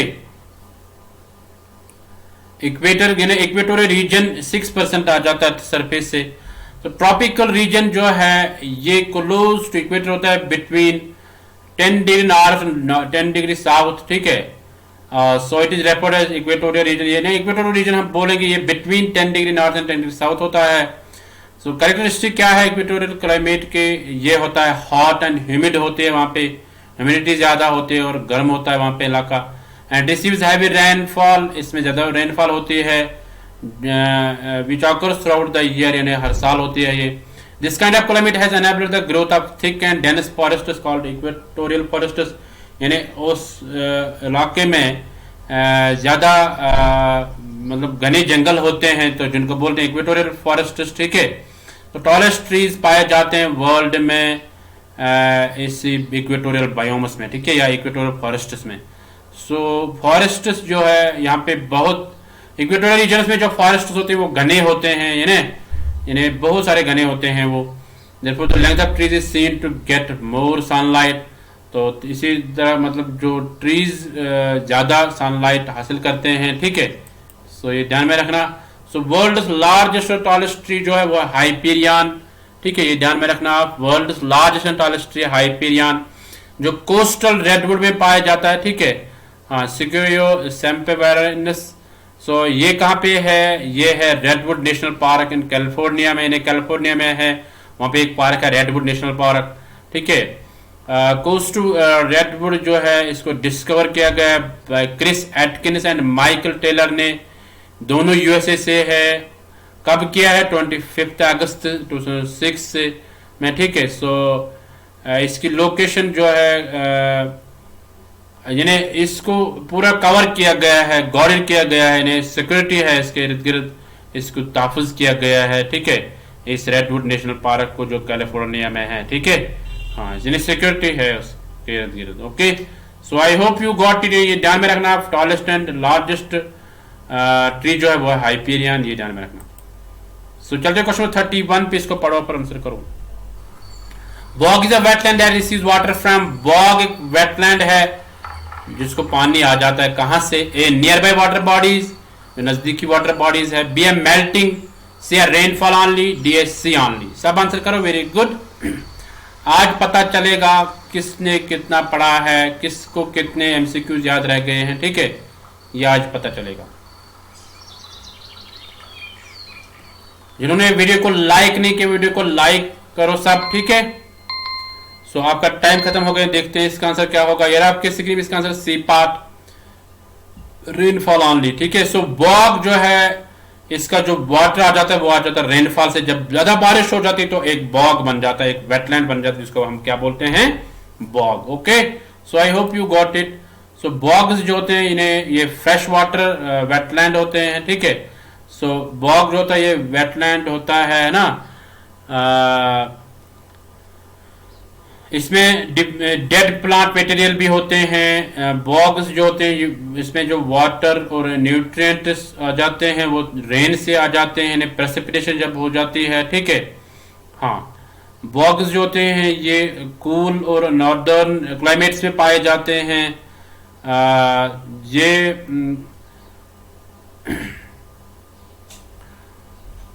वर्ल्ड की लार्जेस्ट वेटलैंड जो है वो है साइबेरिया रीजन में, यानी जो रशिया में है। साइबेरिया रीजन जो रशिया का है वहां पे वर्ल्ड लार्जेस्ट वेटलैंड या बॉग हम बोलेंगे, बॉग पाया जाता है। Okay, so I hope you got it. चलिए क्वेश्चन 32 पे इसको पढ़ो पर आंसर करो। Which of the following region is in the very high risk zone of earthquakes, यानी किस एरिया में ज्यादा अर्थक्वेक्स आ सकते हैं, ये बताना आपको। किस एरिया में ज्यादा अर्थक्वेक्स आ सकते हैं? ए है सेंट्रल इंडियन हाईलैंड, बी है कोस्टल रीजन, सी है हिमालयन रीजन, डी है इंडियन डेजर्ट। सब आंसर करो, वेरी गुड। आपको बताना है यहाँ पे ऐसा कौन सा रीजन है जहां पे ज्यादा अर्थक्वेक्स आ सकते हैं। बहुत अच्छा, सब आंसर करो।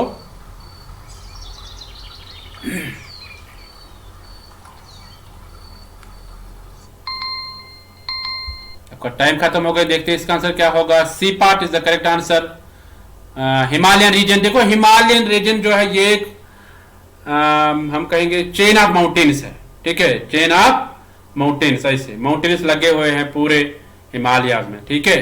सो इसलिए जब भी अर्थक्वेक आ जाता है ज्यादा खतरा रहता है हिमालय रीजन में, ठीक है, हिमालयाज एरिया में, ठीक है, जहां पे भी हिमालय फैला हुआ है, यानी कश्मीर से लेकर कन्याकुमारी तक, जब जहां जो हिमाचल प्रदेश से निकल के आता है, ठीक है, जो भी हिमालय पहाड़ियां हैं, ठीक है, चोटियां है, माउंटेन्स है, तो उसमें ज्यादा खतरा रहता है अर्थक्वेक का। Okay, so I hope you got it. चलते क्वेश्चन नंबर 13, इसको पढ़ो पर आंसर करो। The most recurring natural hazard in India is, यानी जो बार बार होता है नेचुरल हैजार्ड, कुदरती आफत जो बार बार होती है वो कौन सी है? ए है अर्थक्वेक्स, बी है फ्लड्स, या लैंडस्लाइड्स, डी है वोल्केनोज।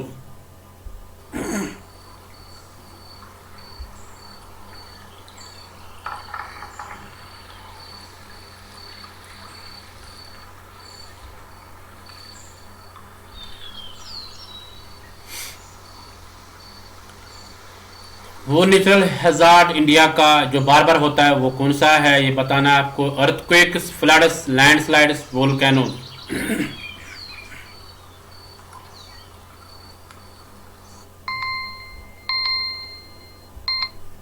तो देखते हैं इसका आंसर क्या होगा। B part is the correct answer, floods. So floods is a natural hazard जो बार बार होता है इंडिया में, ठीक है। मैंने हाल में आसाम में हुआ है, ठीक है, कितनी खराबी हो गई है आसाम, आसाम में कितनी डिस्ट्रक्शन हो गई है, ठीक है, हाल में हुआ है। यानी बहुत सारे इलाकों में इंडिया के वहां पे फ्लड्स जिन्हें बार बार आ जाते हैं इंडिया में, ठीक है, ये ध्यान में रखना। Okay, so I hope you got it. चलते क्वेश्चन 34 पे, इसको पढ़ो, आंसर करो। Which type of natural hazards cause maximum damage to property and lives, यानी ऐसी कौन सी नेचुरल हैजार्ड्स है, नागहानी आफत है, कुदरती आफत है जो ज्यादा डैमेज करती है लोगों की प्रॉपर्टी को और इंसानों की जिंदगी को या एनिमल्स को ज्यादा नुकसान पहुंचाता है, ठीक है। वैसे कौन से नेचुरल हैजार्ड है? ए है हाइड्रोलॉजिकल, बी है हाइड्रोमेटेरोलॉजिकल, सी है जियोलॉजिकल, डी है जियोकेमिकल। सब आंसर करो, वेरी गुड, सबों का आंसर आना चाहिए, बहुत अच्छा तुरंत आंसर करो।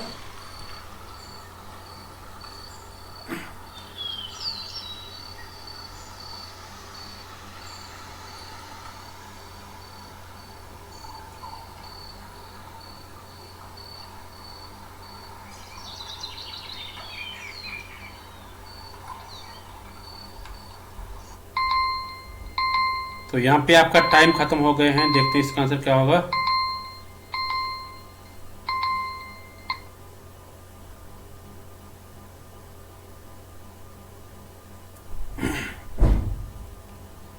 तो ये आपके सेकंड इसका आंसर बी पार्ट, हाइड्रोमेटेरियोलॉजिकल जो है ये ऐसी नेचुरल हैजार्ड है, नागहानी आफत है जो ज्यादा इन्हें डैमेज करता है लोगों की प्रॉपर्टीज को और यानी लिविंग बीइंग्स को, ठीक है। यस,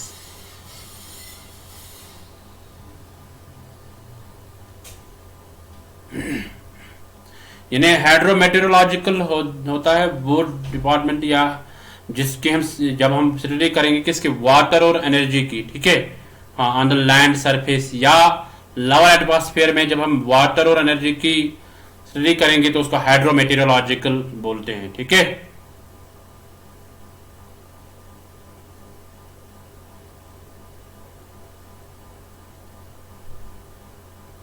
यानी जो ओशन से होती है ज़्यादा खराबी, ज़्यादा खतरा जो रहता है ओशन से, ठीक है। हाँ, ओशन से सुनामीज आ जाते हैं, ठीक है, ऐसे फ्लड्स आ जाते हैं, तो उससे क्या हो जाता है, उसमें डैमेज हो जाता है, लोगों की प्रॉपर्टी को डैमेज हो जाता है ना, कुछ जाने जा सकते हैं उससे, ठीक है। यस, सो उसमें इकोनॉमिक एंड सोशो इकोनॉमिक सारे इसमें मतलब खतरा रहता है, सबों के लिए खतरा रहता है मेटेरोलॉजिकल से, ठीक है। So I hope you got it. चलते क्वेश्चन 35 पे, इसको पढ़ो पर आंसर करो।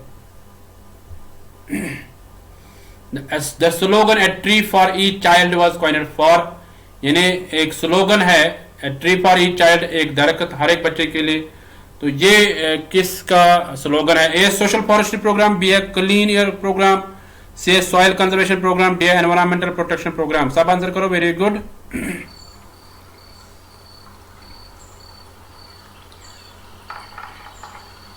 द स्लोगन है ट्री फॉर ईच चाइल्ड, एक स्लोगन है कि हर एक बच्चे के लिए एक ट्री, ठीक है। ये बताना आपको ये किसका स्लोगन है।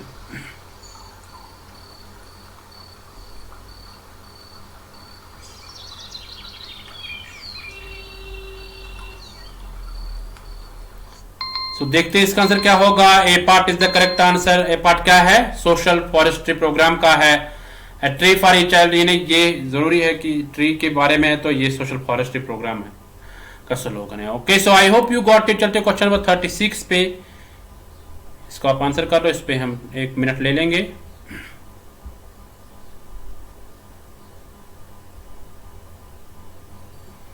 चलो इसको आप सॉल्व कर लो। The missing number in the series, missing number आपको बताना है 0, 6, 24, 60, 120, नोट ऑफ इंट्रोगेशन है ना, यहाँ पे आपको बताना है कौन सा आएगा। 336 इज ए है 240, बी है 220, सी है 280, डी है 210। सब आंसर करो, वेरी गुड। इसके लिए मैंने 1 मिनट दे दिया आपको पूरा, थोड़ा सा एक्स्ट्रा मैंने दे दिया कि मैंने पहले ही बोला है, पहले मैंने बोल दिया, उसके बाद मैंने स्टार्ट किया टाइमिंग। सब आंसर करो, वेरी गुड। सबों का आंसर होना चाहिए।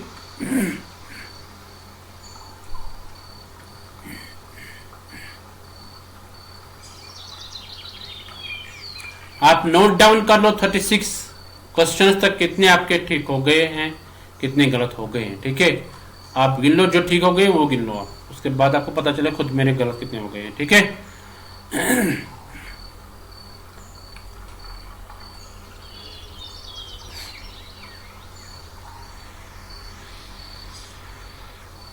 सब आंसर करो, वेरी गुड।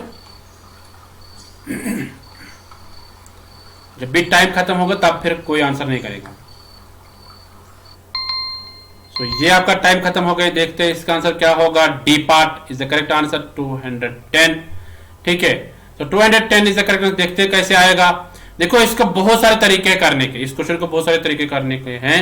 देखो 0 to 6 कितने, +6 हुए हैं, फिर +18 हुए हैं, फिर +36 हुए हैं, तो ये मिलता नहीं। जैसे 6, 6, 6, 12, 6, 18 है ना, 3 बार इसको जोड़ा गया है, फिर इसको 2 बार जोड़ा गया है ना, फिर इसको अगर बहुत बार भी जोड़ेंगे तब भी नहीं। हम देखेंगे यहाँ पे डिफरेंस कितनी, मतलब प्लस कितना हुआ है। 18, 36 +60, फिर हमें यहाँ पे पता नहीं है अभी, तो उसके बाद यहाँ पे +126, ठीक है। सो अब यहाँ से हमें पता चलेगा कितना हुआ है। 6 से 18 तक कितना हुआ है, 12 ऐड हुए हैं, 12 यानी 12 + 6 हो गए 18। तो उसके बाद 18 ऐड हुए, वो 36 हो गए।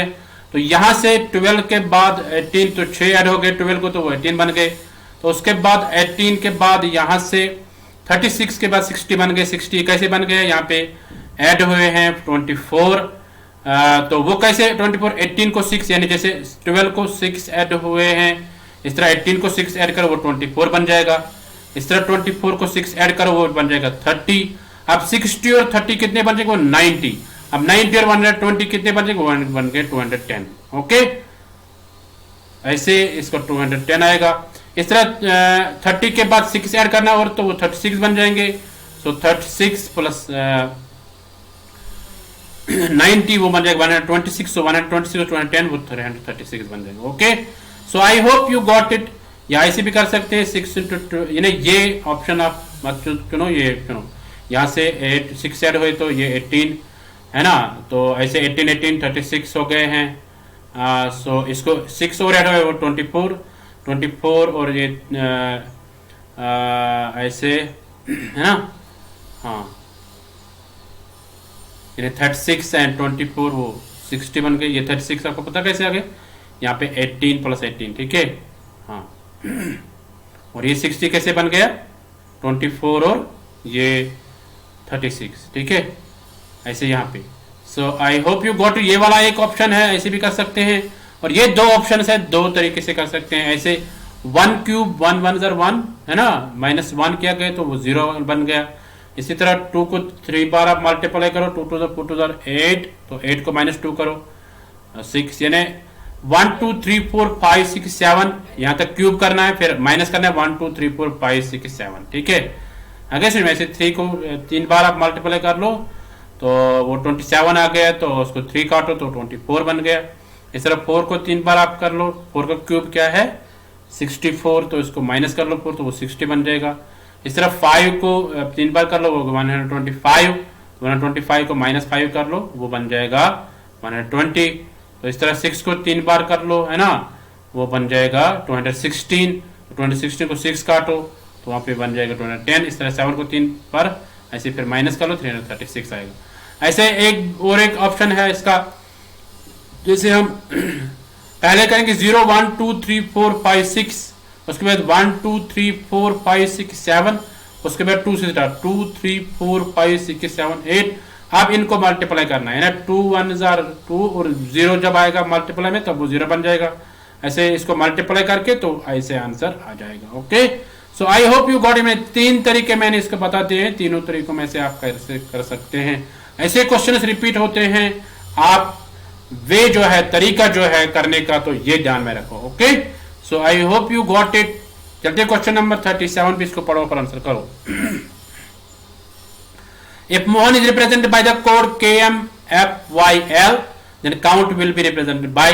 अगर मोहन को कोड किया गया KMFYL से तो काउंट को कैसे करेंगे। तो आपके पास बचा है 1 मिनट, पूरा 1 मिनट बचा है, तो इसका आप आंसर कर लो।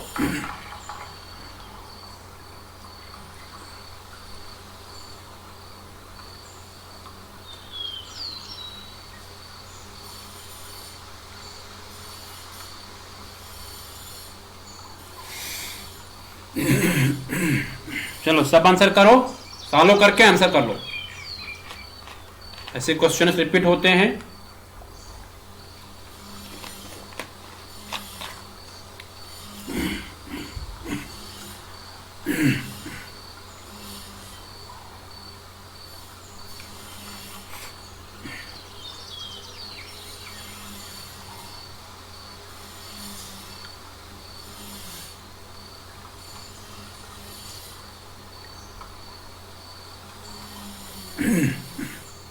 बहुत अच्छा, तुरंत आंसर करो सब। ये आपका टाइम खत्म हो गया। देखते हैं इसका आंसर क्या होगा। ए पार्ट AMSLR कैसे आएगा। देखो यहाँ पे सबों का एक यानी पहले छोड़, यानी M से पहले जो आएगा उससे पहले जो आएगा तो वो बन जाएगा उसका कोड। जैसे M से पहले क्या है L है ना, L से पहले क्या है K है ना, KLM तो K आएगा यहाँ पे। इसी तरह O से पहले क्या है N से पहले क्या है M, ठीक है। ऐसे यहाँ पे C से पहले क्या है B नहीं है, B से पहले क्या है A तो A आएगा, ठीक है। इस तरह O से पहले क्या है N से पहले क्या है M, ठीक है। ऐसे U से पहले क्या है ना T है तो S, T से पहले क्या है S।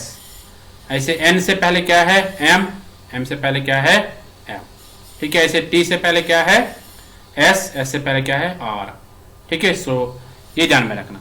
ऐसे A B, अगर आपको टाइप बचाना होगा ऐसे क्वेश्चन के लिए, आप क्वेश्चन मतलब पहले से लिख के रखोगे। A to Z लिखोगे, ABCDEF, ये भी लिख सकते, नंबरिंग भी कर सकते हैं ABCDEFGHIJKLM Z तक, ठीक है।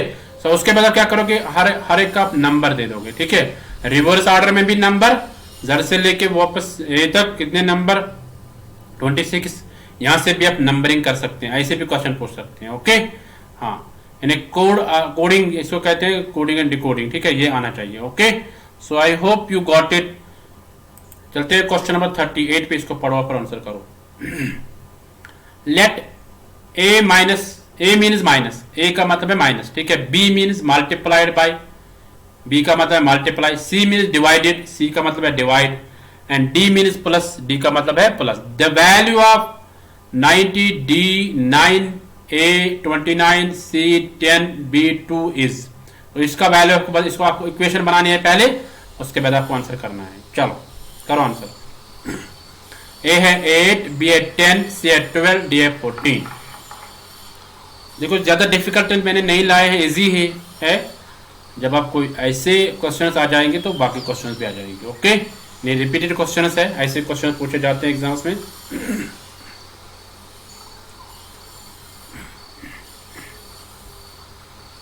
सब आंसर करो, वेरी गुड, सबों का आंसर आना चाहिए, बहुत अच्छा। पहले आप इसको कर लो, ठीक है, कैसे करते हो फिर मैं बताता हूं कैसे आएगा।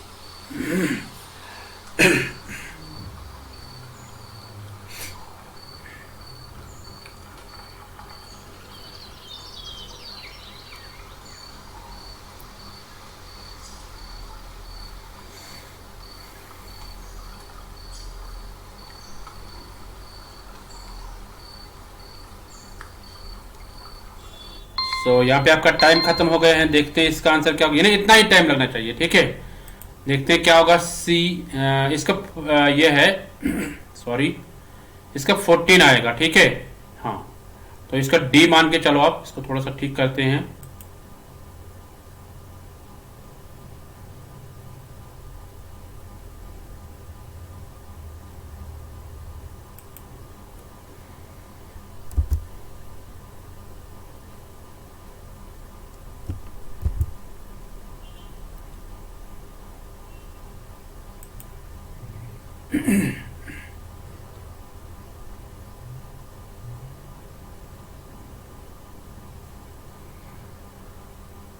तो 14 इसका आंसर आएगा, ठीक है, डी पार्ट। वो देखिए कैसे आएगा, इसमें अगर आप बोर्डमास रूल यूज करेंगे तब ये आंसर नहीं आएगा, ठीक है, हाँ। सो 14 is the correct answer here. देखते हैं कैसे, अगर हम बोर्डमास रूल यूज करेंगे, ब्रैकेट्स ऑफ, है ना, डिवीजन, मल्टीप्लीकेशन, उसके बाद एडिशन, उसके बाद subtraction. So 90 plus 9 minus 29 divide by 10 multiply 2। सो पहले अगर हम करेंगे, यानी यहाँ पे बोर्डमास रूल अगर हम यूज करेंगे तो उसमें आंसर गलत आता है 93.2। जैसे बोर्डमास में पहले हम डिवीजन करते हैं ना, 29 डिवाइड बाई 10 तो वो 2.9 बन जाता है। उसके बाद क्या करते हैं, उसके बाद मल्टीप्लाई करते हैं m, है ना, तो 5.8 बन जाते हैं। उसके बाद एडिशन करते हैं, ये बोर्ड मास एडिशन करते हैं, ठीक है। तो एडिशन के बाद हम सब्ट्रैक्ट करते हैं, तो ये हमारा आंसर आ जाता है 93.2। यानी 99 को माइनस करो 5.8 तो वो आ जाता है 93.2। सो ये वाला ऑप्शन यहाँ पे नहीं है, यहाँ पे डायरेक्ट करना है, जैसे क्वेश्चन पूछा गया वैसे करना है। 90 प्लस 9 होगा 99, माइनस 29 करना है तो वो बन गए 70, है ना, वही बनते हैं। 9 को 9 काटो वहां पे 0, 9 को 2 काटो वहां पे 7 रह गए। उसके 7 को डिवाइड करो 10 तो वो बन जाएगा 7, ठीक है, हाँ। 10 7 is है ना, 10 7 is तो वो बन जाएगा 7, तो मल्टीप्लाई 2 कर लो वो बन जाएगा 14, है ना, 7 2 14।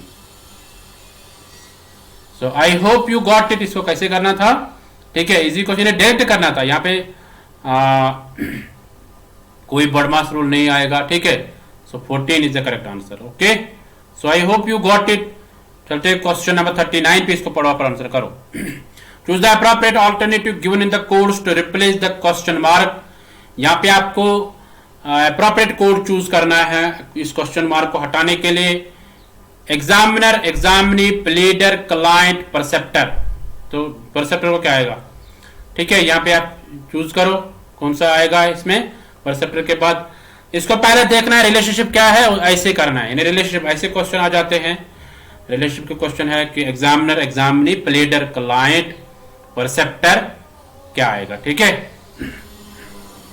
तो सब आंसर करो, वेरी गुड, सबों का आंसर आना चाहिए, बहुत अच्छा, तुरंत आंसर करो।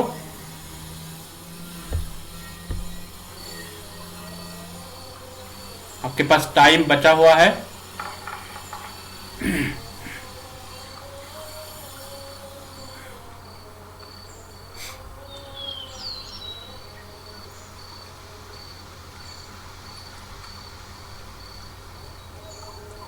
ये इजी क्वेश्चन, ज्यादा डिफिकल्ट क्वेश्चन नहीं है ना, बट इस पे देखना है, इनकी मीनिंग पता होनी चाहिए। ओके, तभी आप कर सकते हैं।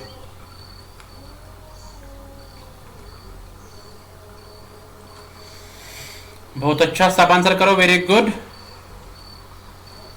सो देखते हैं इसका आंसर क्या होगा। ये रहा आपके स्क्रीन पे इसका answer, D part. D part is the correct answer. क्या है? डिसिपल।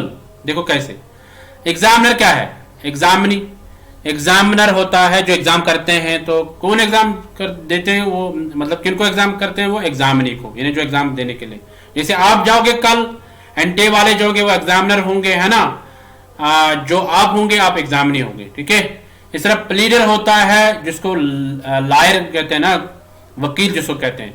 प्लीडर कहते हैं लायर को, है ना, वकील को। तो वकील के सामने कौन जाता है? क्लाइंट जाता है, ठीक है। हाँ, जो क्लाइंट होता है वो जाता है उसके पास। इस तरह परसेप्टर कहते हैं इंस्ट्रक्टर को या ट्यूटर को, यानी जो पढ़ाता होगा। इंस्ट्रक्टर जो है, ट्यूटर, उसको परसेप्टर बोलते हैं। तो यहाँ पे इसको आएगा शागिर्द जिसको बोलते हैं, स्टूडेंट जिसको बोलते हैं, स्टूडेंट यहाँ पे डिसिपल को बोलते हैं, ठीक है। तो तभी डी पार्ट इसका आंसर आएगा। देखो, परसीवर नहीं आएगा, कस्टमर भी नहीं आएगा, पाथ फाइंडर, ये अलग टर्म्स है।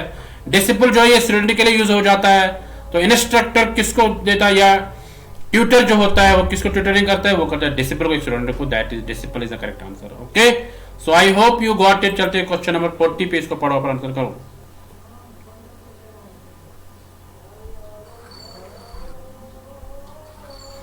If the statement most of the students are obedient is taken to be true, यहाँ पे अगर हम स्टेटमेंट एक लेने की most of students are obedient, यानी बहुत सारे स्टूडेंट जो है वो ओबीडियंट है, अगर इसको हम ट्रू मान के चलेंगे, which of the following pair of statements can be claimed to be true. अब इनमें से बताना आपको कौन सा ट्रू है। फर्स्ट है all obedient persons are students, सारे ओबीडियंट पर्सन जो है वो स्टूडेंट्स है। बी है ऑल स्टूडेंट्स आर ओबीडियंट, सारे स्टूडेंट्स ओबीडियंट है। थर्ड है सम स्टूडेंट्स आर ओबीडियंट, कुछ स्टूडेंट्स ओबीडियंट है। फोर्थ है some students are not disobedient, कुछ स्टूडेंट्स डिसोबीडियंट नहीं है, ठीक है। तो यहाँ पे आपको बताना है कौन सा आएगा, कोड में बताना है। ए है फर्स्ट एंड सेकंड, बी है सेकंड एंड थर्ड, सी है थर्ड एंड फोर्थ, डी है सेकंड एंड फोर्थ। सब आंसर करो, वेरी गुड। यानी यहाँ पे आपको स्टेटमेंट एक है most of students are obedient, मैंने बहुत सारे स्टूडेंट्स यानी ज्यादा स्टूडेंट जो है वो है ओबीडियंट। सब आपको यहाँ पे बताना इसके रिलेटेड कौन सा ट्रू है इनमें से। ओके, यानी कौन सा इसके रिलेटेड है, तो ये बताना। सब आंसर करो, वेरी गुड। सबों का आंसर आना चाहिए। आपको मैं पूरा 1 मिनट देता हूं इस क्वेश्चन को करने में।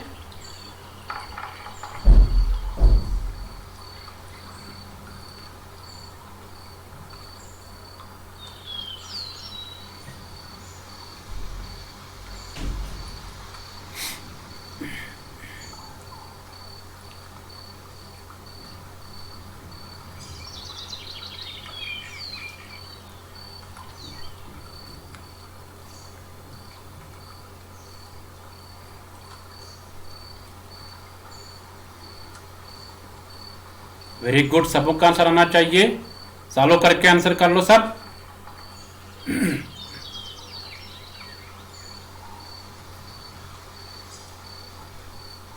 आपको कोड में आंसर करना है, कोडिंग दिया गया है यहाँ से। तो आपका टाइम खत्म हो गया है। देखते हैं इसका आंसर क्या होगा। ये आपके इसका सी पार्ट। सी पार्ट क्या? Third and fourth. थर्ड के some students are obedient, some students are not disobedient. देखो यहाँ पे most of students are obedient, ज्यादा स्टूडेंट्स क्या है? ओबीडियंट। अब सम स्टूडेंट्स आर ओबीडियंट, ये है ट्रू इसके रिलेटेड, ठीक है। कुछ है obedient, some students are not, क्योंकि मोस्ट है, ज्यादा है, तो कुछ नहीं हो सकते हैं, ठीक है। Some students are not disobedient, यानी कुछ डिसोबीडियंट नहीं हो सकते हैं, ठीक है, बट ओबीडियंट है ज्यादा। अब डिसोबीडियंट कोई नहीं, मतलब कुछ नहीं हो सकते हैं, ठीक है। सो दैट मीन्स ये वाला करेक्ट, दोनों करेक्ट है, third and fourth. Okay, all obedient person are students, सारे नहीं स्टूडेंट्स हो सकते हैं, ठीक है, या सारे स्टूडेंट ओबीडियंट नहीं हो सकते, सब नहीं है, मोस्ट ऑफ द केसेस है, ठीक है। अगर 100 में से 90 है ओबीडियंट, है ना, हो गई। Some students are obedient, some students are not मगर वो डिसोबीडियंट नहीं है। डिसोबीडियंट मींस यानी वो ओबीडियंट है, कुछ स्टूडेंट डिसोबीडियंट नहीं है, यानी उसका मतलब है वो ओबीडियंट है। दैट मींस ये वाला और ये वाला सेम है, तो थर्ड एंड फोर्थ इसका करेक्ट आंसर आएगा। Okay, so I hope you got it. चलते हैं क्वेश्चन नंबर 41 पे, इसको पढ़ो, आंसर करो। SMIME in internet technology stand for SMIME, जो इंटरनेट टेक्नोलॉजी में टर्म है तो उसको क्या बोलते हैं? A secure multipurpose internet mail extension, B है secure multimedia internet mail extension, C simple multipurpose internet mail extension, D है simple multimedia internet mail extension. सब आंसर करो, वेरी गुड। मैं थोड़ा कम टाइम दे दूंगा।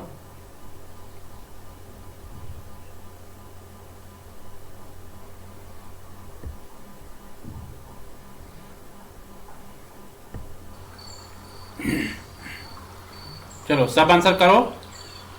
आपको SMIME की फुल फॉर्म बतानी है, ठीक है? इंटरनेट टेक्नोलॉजी में इसको क्या बोलते हैं? बहुत अच्छा, तुरंत आंसर करो सब।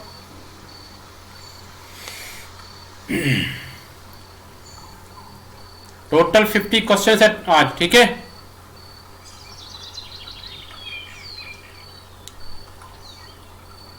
तो यहाँ पे आपका टाइम खत्म हो गया। देखते हैं इसका आंसर क्या होगा। ये आपके स्क्रीन, इसका आंसर ए पार्ट क्या? Secure multipurpose internet mail extension, ठीक है? Secure multipurpose internet mail extension, ये इसका फुल फॉर्म है। So I hope you got it. चलते क्वेश्चन 42 पे, ये पढ़ो आप और आंसर करो। Which of the following universities has adopted the meta university concept? Meta university concept किस यूनिवर्सिटी ने पहले अडॉप्ट किया है? ठीक है, ए आसाम यूनिवर्सिटी, बी है दिल्ली यूनिवर्सिटी, सी है हैदराबाद यूनिवर्सिटी, डी है पांडिचेरी यूनिवर्सिटी। यानी आपको बताना है यहाँ पे पहले किसे मेटा यूनिवर्सिटी कंसेप्ट दिया है। मेटा यूनिवर्सिटी कंसेप्ट मीन्स कि ऐसा कंसेप्ट कि यानी जो कंटेंट है वो दूर दूर तक पहुंचाना है ना, उसमें प्रोग्राम्स, ऑनलाइन प्रोग्राम्स पहुंचाना, मतलब जो रिमोट एरियाज में रहते हैं, रूरल एरियाज में रहते हैं, पहाड़ी इलाकों में रहते हैं, ठीक है? ऐसा कंसेप्ट किसने पहले? मेटा यूनिवर्सिटी कंसेप्ट मीन्स कि यानी हायर एजुकेशन को फैलाना बहुत दूर तक। मेटा मीन्स बियॉन्ड, ठीक है? सो दैट मीन्स ये कंसेप्ट किसने पहले दे दिया है? तो ये बताना आपको किसने अडॉप्ट किया है पहले, यानी किसने इसको अडॉप्ट किया है, ठीक है? ये ध्यान में रखना। सब आंसर करो, वेरी गुड। सबको आंसर आना चाहिए, बहुत अच्छा। ये ज्यादा डिफिकल्ट क्वेश्चन है, इजी क्वेश्चन ही है।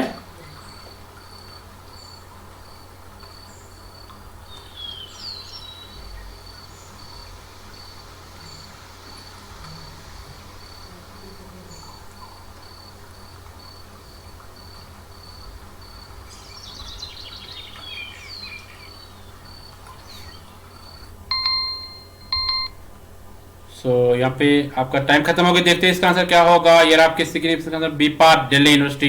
दिल्ली यूनिवर्सिटी ने अडॉप्ट किया मेटा यूनिवर्सिटी कंसेप्ट को, okay? So I hope you got it. चलते क्वेश्चन 43 पे, इसको पढ़ो और आंसर करो।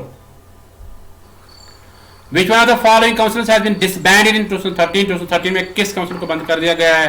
ए है distance education council, DEC distance education council, B है national council for teacher education, C है national council for educational research and training, D national assessment and accreditation council. 2013 में किसको डिसबैंड किया गया, किसको बंद कर दिया गया?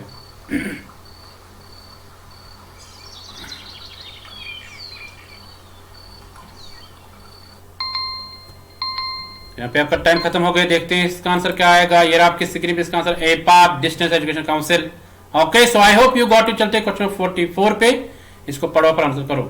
Which one of the following statements is not correct about the University Grants Commission? UGC के रिलेटेड कौन सा करेक्ट नहीं है? कौन सा स्टेटमेंट यहाँ पे करेक्ट नहीं है यूजीसी के related? A, it was established 1956 by an act of parliament. B, it is tasked with promoting and coordinating higher education. C, it receives plan and non plan funds from the central government. D, it receives funds from the state government in respect of state universities. आपको बताना है which of the following is not correct about UGC. UGC के related कौन सा correct नहीं है? चलो सब आंसर करो, वेरी गुड।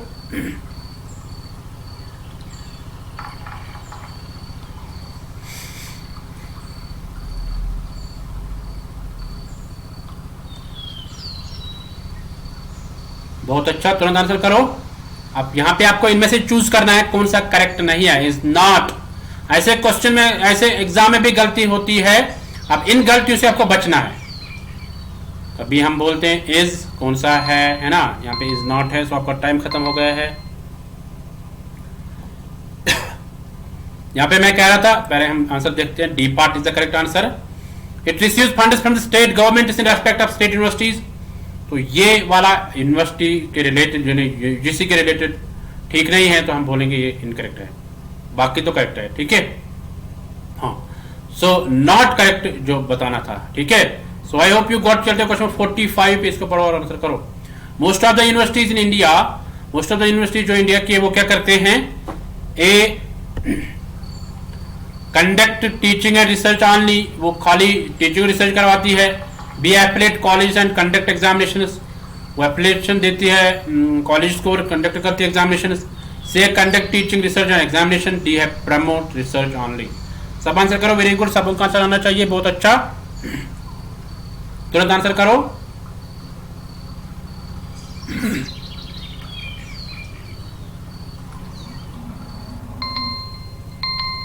देखते हैं इसका आंसर क्या होगा। ये आपके स्क्रीन पे इसका आंसर सीपाट। सीपाट क्या? Conduct teaching research and examination, यानी जो टीचिंग रिसर्च और एग्जामिनेशन कंडक्ट करती है। तो ज्यादातर यूनिवर्सिटीज ऐसी करती है इंडिया में, ठीक है। हाँ, टीचिंग भी करवाती है, रिसर्च भी करवाती है, यानी पीएचडी की भी करवाती है, पोस्ट डॉक भी करवाती है, या एग्जामिनेशन भी करती है। ओके, सो आई होप ये एग्जामिनेशन हर एक करवाती है, ठीक है। Yes, so I hope you got it. चलते क्वेश्चन 46 पे, इसको पढ़ो आंसर करो। Which of the following statements is correct about a judge of the Supreme Court of India? जज सुप्रीम कोर्ट इंडिया का जो सुप्रीम कोर्ट होता है ना, उसमें जो जज होता है उसके रिलेटेड कौन सा स्टेटमेंट करेक्ट है? Which of the following statements is correct about a judge of the Supreme Court? जज के रिलेटेड कौन सा स्टेटमेंट करेक्ट है जो सुप्रीम कोर्ट का जज होता है? बट इंडिया की बात है, यहाँ पे आपको बताना है कोर्ट्स में। जैसे ए है, A judge of the Supreme Court is appointed by the President of India। यहाँ पे 1 2 इसको 1 2 मान के चलना, ठीक है। A means 1, B means 2, C means 3, D means 4।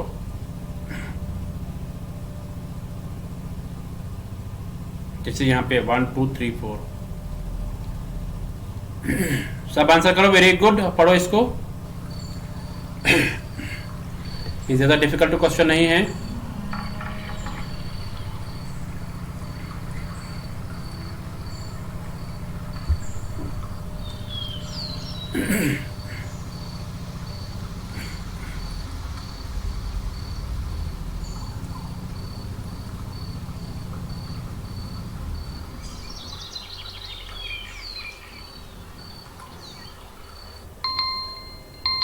सो आपका टाइम खत्म हो गया। देखते हैं इसका आंसर क्या होगा। D part is the correct answer, 1 and 4, यानी 1 and 4 दैट इज 1A। जज of the supreme court is appointed by the president of India, यानी एक जज को अपॉइंट करता है प्रेसिडेंट जो इंडिया का है, वो इसको अपॉइंट करता है सुप्रीम कोर्ट के जज को। 4 क्या? He can be removed for proven misbehaviour और इनकैपेसिटी। अगर उसमें क्षमता नहीं होगी काम करने की या मिसबिहेव करता होगा तो उसको रिमूव किया जा सकता है, ठीक है, निकाला जा सकता है एज ए जज इन सुप्रीम कोर्ट। ओके, सो कौन सो ये दो इसके रिलेटेड करेक्ट है, ठीक है। बाकी जो है बी एंड सी ये इनकरेक्ट है। Okay, so I hope you got it. Question 47 पे, इसको पढ़ो पर आंसर करो। India has the highest number of students in colleges after, यानी इंडिया को है highest number of students in colleges किसके बाद, ठीक है। ए है द यूके, बी है द यूएसए, सी है ऑस्ट्रेलिया, डी है कनाडा। सब आंसर करो, वेरी गुड। इंडिया को हाईएस्ट नंबर ऑफ स्टूडेंट्स है कॉलेजेस में किस कंट्री के बाद, आफ्टर विच कंट्री।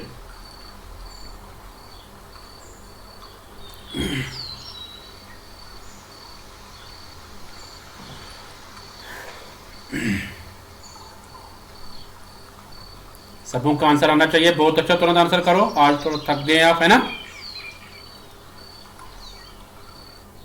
सो देखते हैं इसका आंसर क्या होगा। ये आपके स्क्रीन पे इसका answer B part. B part क्या है? यूएसए, यानी यूएसए के बाद इंडिया के सबसे ज्यादा कॉलेज स्टूडेंट्स है। ओके, पहले यूएसए के, उसके बाद इंडिया के।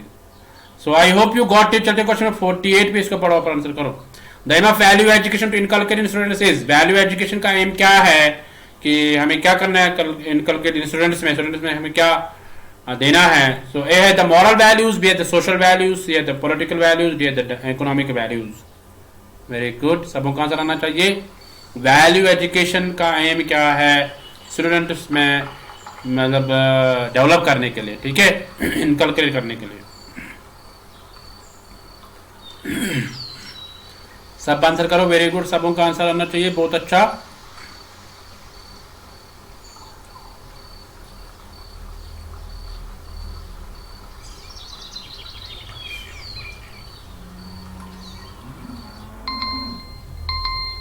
आपका टाइम खत्म हो गए हैं, देखते हैं इसका आंसर क्या होगा। A part is the correct answer, moral values, यानी मॉरल वैल्यू जो है ये एम है वैल्यू एजुकेशन का to inculcate among the students. Okay, so I hope you got it. चलते क्वेश्चन 49 पे, इसको पढ़ो और आंसर करो। Indicate the number of regional office of university grants commission of India, यानी टोटल रीजनल ऑफिस बताने UGC के इंडिया में, ठीक है। ए है 10, बी है 7, डी है, सी है 8, डी है 9। सब आंसर करो, वेरी गुड। आपको बताना है यहाँ पे यूनिवर्सिटी ग्रांट्स कमीशन के टोटल रीजनल ऑफिस कितने हैं।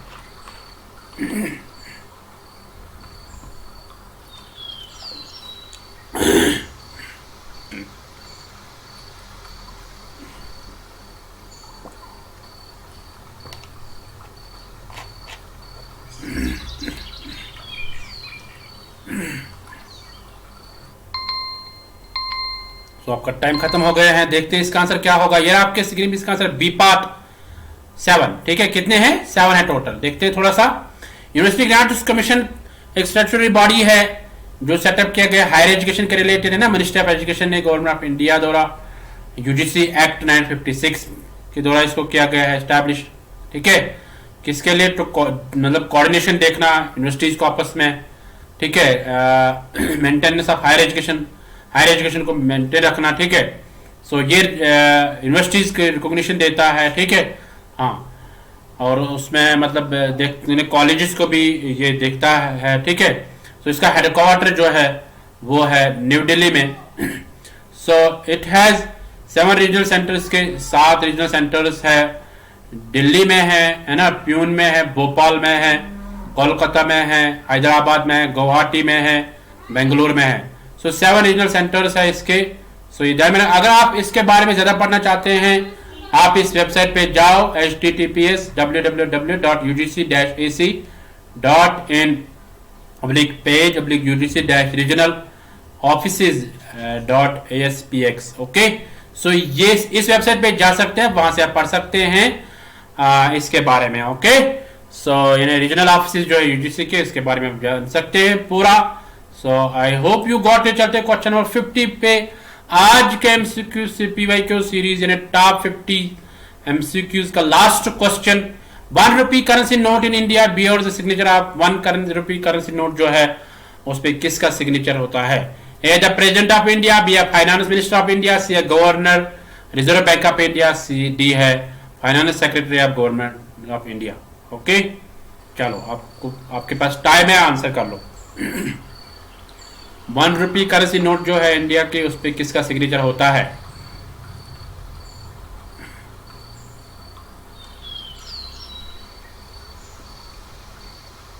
बहुत अच्छा, तुरंत आंसर करो सब।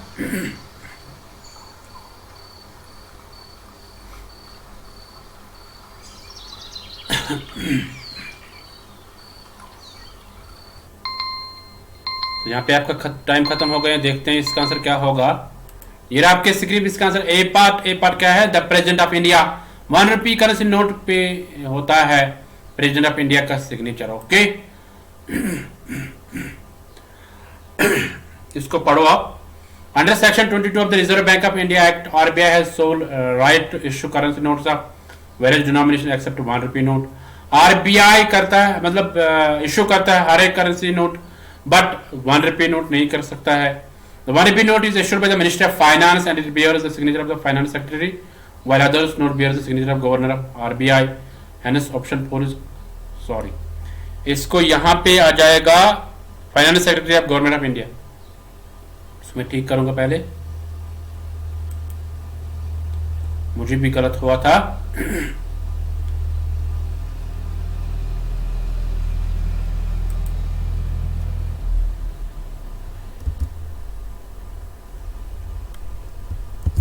तो इसका करेक्ट आंसर आएगा डी, ठीक है।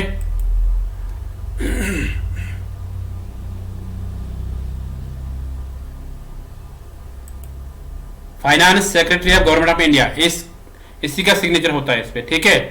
सो 1 रुपी नोट को इश्यू करता है मिनिस्ट्री ऑफ फाइनेंस, ठीक है। आरबीआई बाकी जो नोट्स है उनको आरबीआई करता है इश्यू। सो 1 रुपी नोट को कौन इश्यू करता है? ये भी क्वेश्चन आ सकता है। Which currency note is not issued by RBI? तो वो है 1 रुपी नोट। ओके, बाकी सब करता है आरबीआई। सो इसको कौन करता है फिर? Finance, minister of finance. Okay, इसमें फाइनेंस सेक्रेटरी का सिग्नेचर होता है, बाकी पे होता है गवर्नर, आरबीआई का जो गवर्नर होता है, तभी हम बोलते हैं कि इसका जो डी पार्ट इसका वो करेक्ट आंसर है। इसमें क्या लिखा होता है? भारत सरकार लिखा होता है ना, गवर्नमेंट ऑफ इंडिया के ऊपर लिखा होता है भारत सरकार। जो न्यूली प्रिंटेड नोट्स है उसमें वो पहले रिलीज किए गए हैं 5 मार्च 2015 में। कहां पे? श्रीनाथ जी टेम्पल में, राजस्थान में। इसको वहां से इसको प्रिंट आउट प्रिंट किया गया है, ठीक है। हाँ, बाय राजू महर्षि, फाइनेंस सेक्रेटरी जो था। उसके बाद दोबारा आरबीआई ने डिसाइड किया है कि ये जो नोट्स है ना, तो इनको दोबारा निकाला गया फिर आरबीआई द्वारा थ्रू ऑफिशियल गेजेट 7 फरवरी 2020 में, ठीक है। So I hope you got it. सो ये थे टॉप 20, ये थे 50 क्वेश्चंस आज के, ठीक है। सो आप अपना कमेंट सिक्योर, यानी जो आपका सिक्योर है वो कमेंट में लिख लो, ठीक है। हाँ, देखो अगर आपके यहां पे 50 में से 30 to 35 क्वेश्चन ठीक या 40 क्वेश्चन ठीक हैं तो that means you are in, आपका हो जाएगा, ठीक है। 40 क्वेश्चन अगर आपके ठीक है, 30 to 40 क्वेश्चन, ठीक है। हाँ, 30 to 40 क्वेश्चन अगर आपके ठीक है तो that means you are in. तो 50 में से दैट मीन्स 50, अगर हम मार्क्स की बात करेंगे 50 में से, ये 100 में से कम 60 to 70, यानी 60 अबो जिसके भी आ गए मार्क्स तो दैट मीन्स वो इन है, वो नेट क्वालिफाई कर सकता है। जिसके 70 अबो होंगे दैट मीन्स उसका जेआर भी हो सकता है। Okay, very good. सो जिनका अच्छा स्कोर आ गया है, सो वेरी गुड, एक्सलेंट, ठीक है। सो आप अपना स्कोर सब लिख लो कि कैसा स्कोर है आपका। वेरी गुड, बहुत अच्छा, यानी जिनका अच्छा स्कोर आ गया है, गुड, एक्सलेंट। सो आप नोट्स को कैसे डाउनलोड करें? आप इस वेबसाइट पे जाओ, आप यहां से नोट्स को डाउनलोड कर सकते हैं, ठीक है। सो आप ज्वाइन क्लास कैसे कर सकते हैं? 2 PM क्लास होता है, तो आप फिलर फॉर्म को देख के वहां उसको सब्सक्राइब भी कर सकते हैं और बेल को प्रेस करके नोटिफिकेशन भी आते हैं फिर, ठीक है। हाँ, ऐसे आप वहां जा सकते हैं, वहां से आप ये क्लास ज्वाइन कर सकते हैं, ठीक है। सो आप अपना फीडबैक दे दीजिए कि कैसा रहा आपका जो आज का जो एमसीक्यू सीरीज 50 एमसीक्यू थे, कैसा रहा, ठीक है। सो ये 2 PM का जो एमसीक्यू क्लास होता है, मैक्सिमम हम 25 क्वेश्चन लेते हैं, कभी 20 लेते हैं, ठीक है। सो इसको आप मिस मत करिए, अगर आपने इसको मिस किया तो आपने बहुत कुछ खो दिया, ठीक है। सो अगर आपको कोई प्रश्न को कोई क्वेश्चन होगा उसको आप लिख लो कमेंट सेक्शन में, उसको मैं एड्रेस कर लेंगे, ठीक है। सो मिलते हैं नेक्स्ट एमसीक्यू सीरीज में, तब तक के लिए tata, bye bye, take care.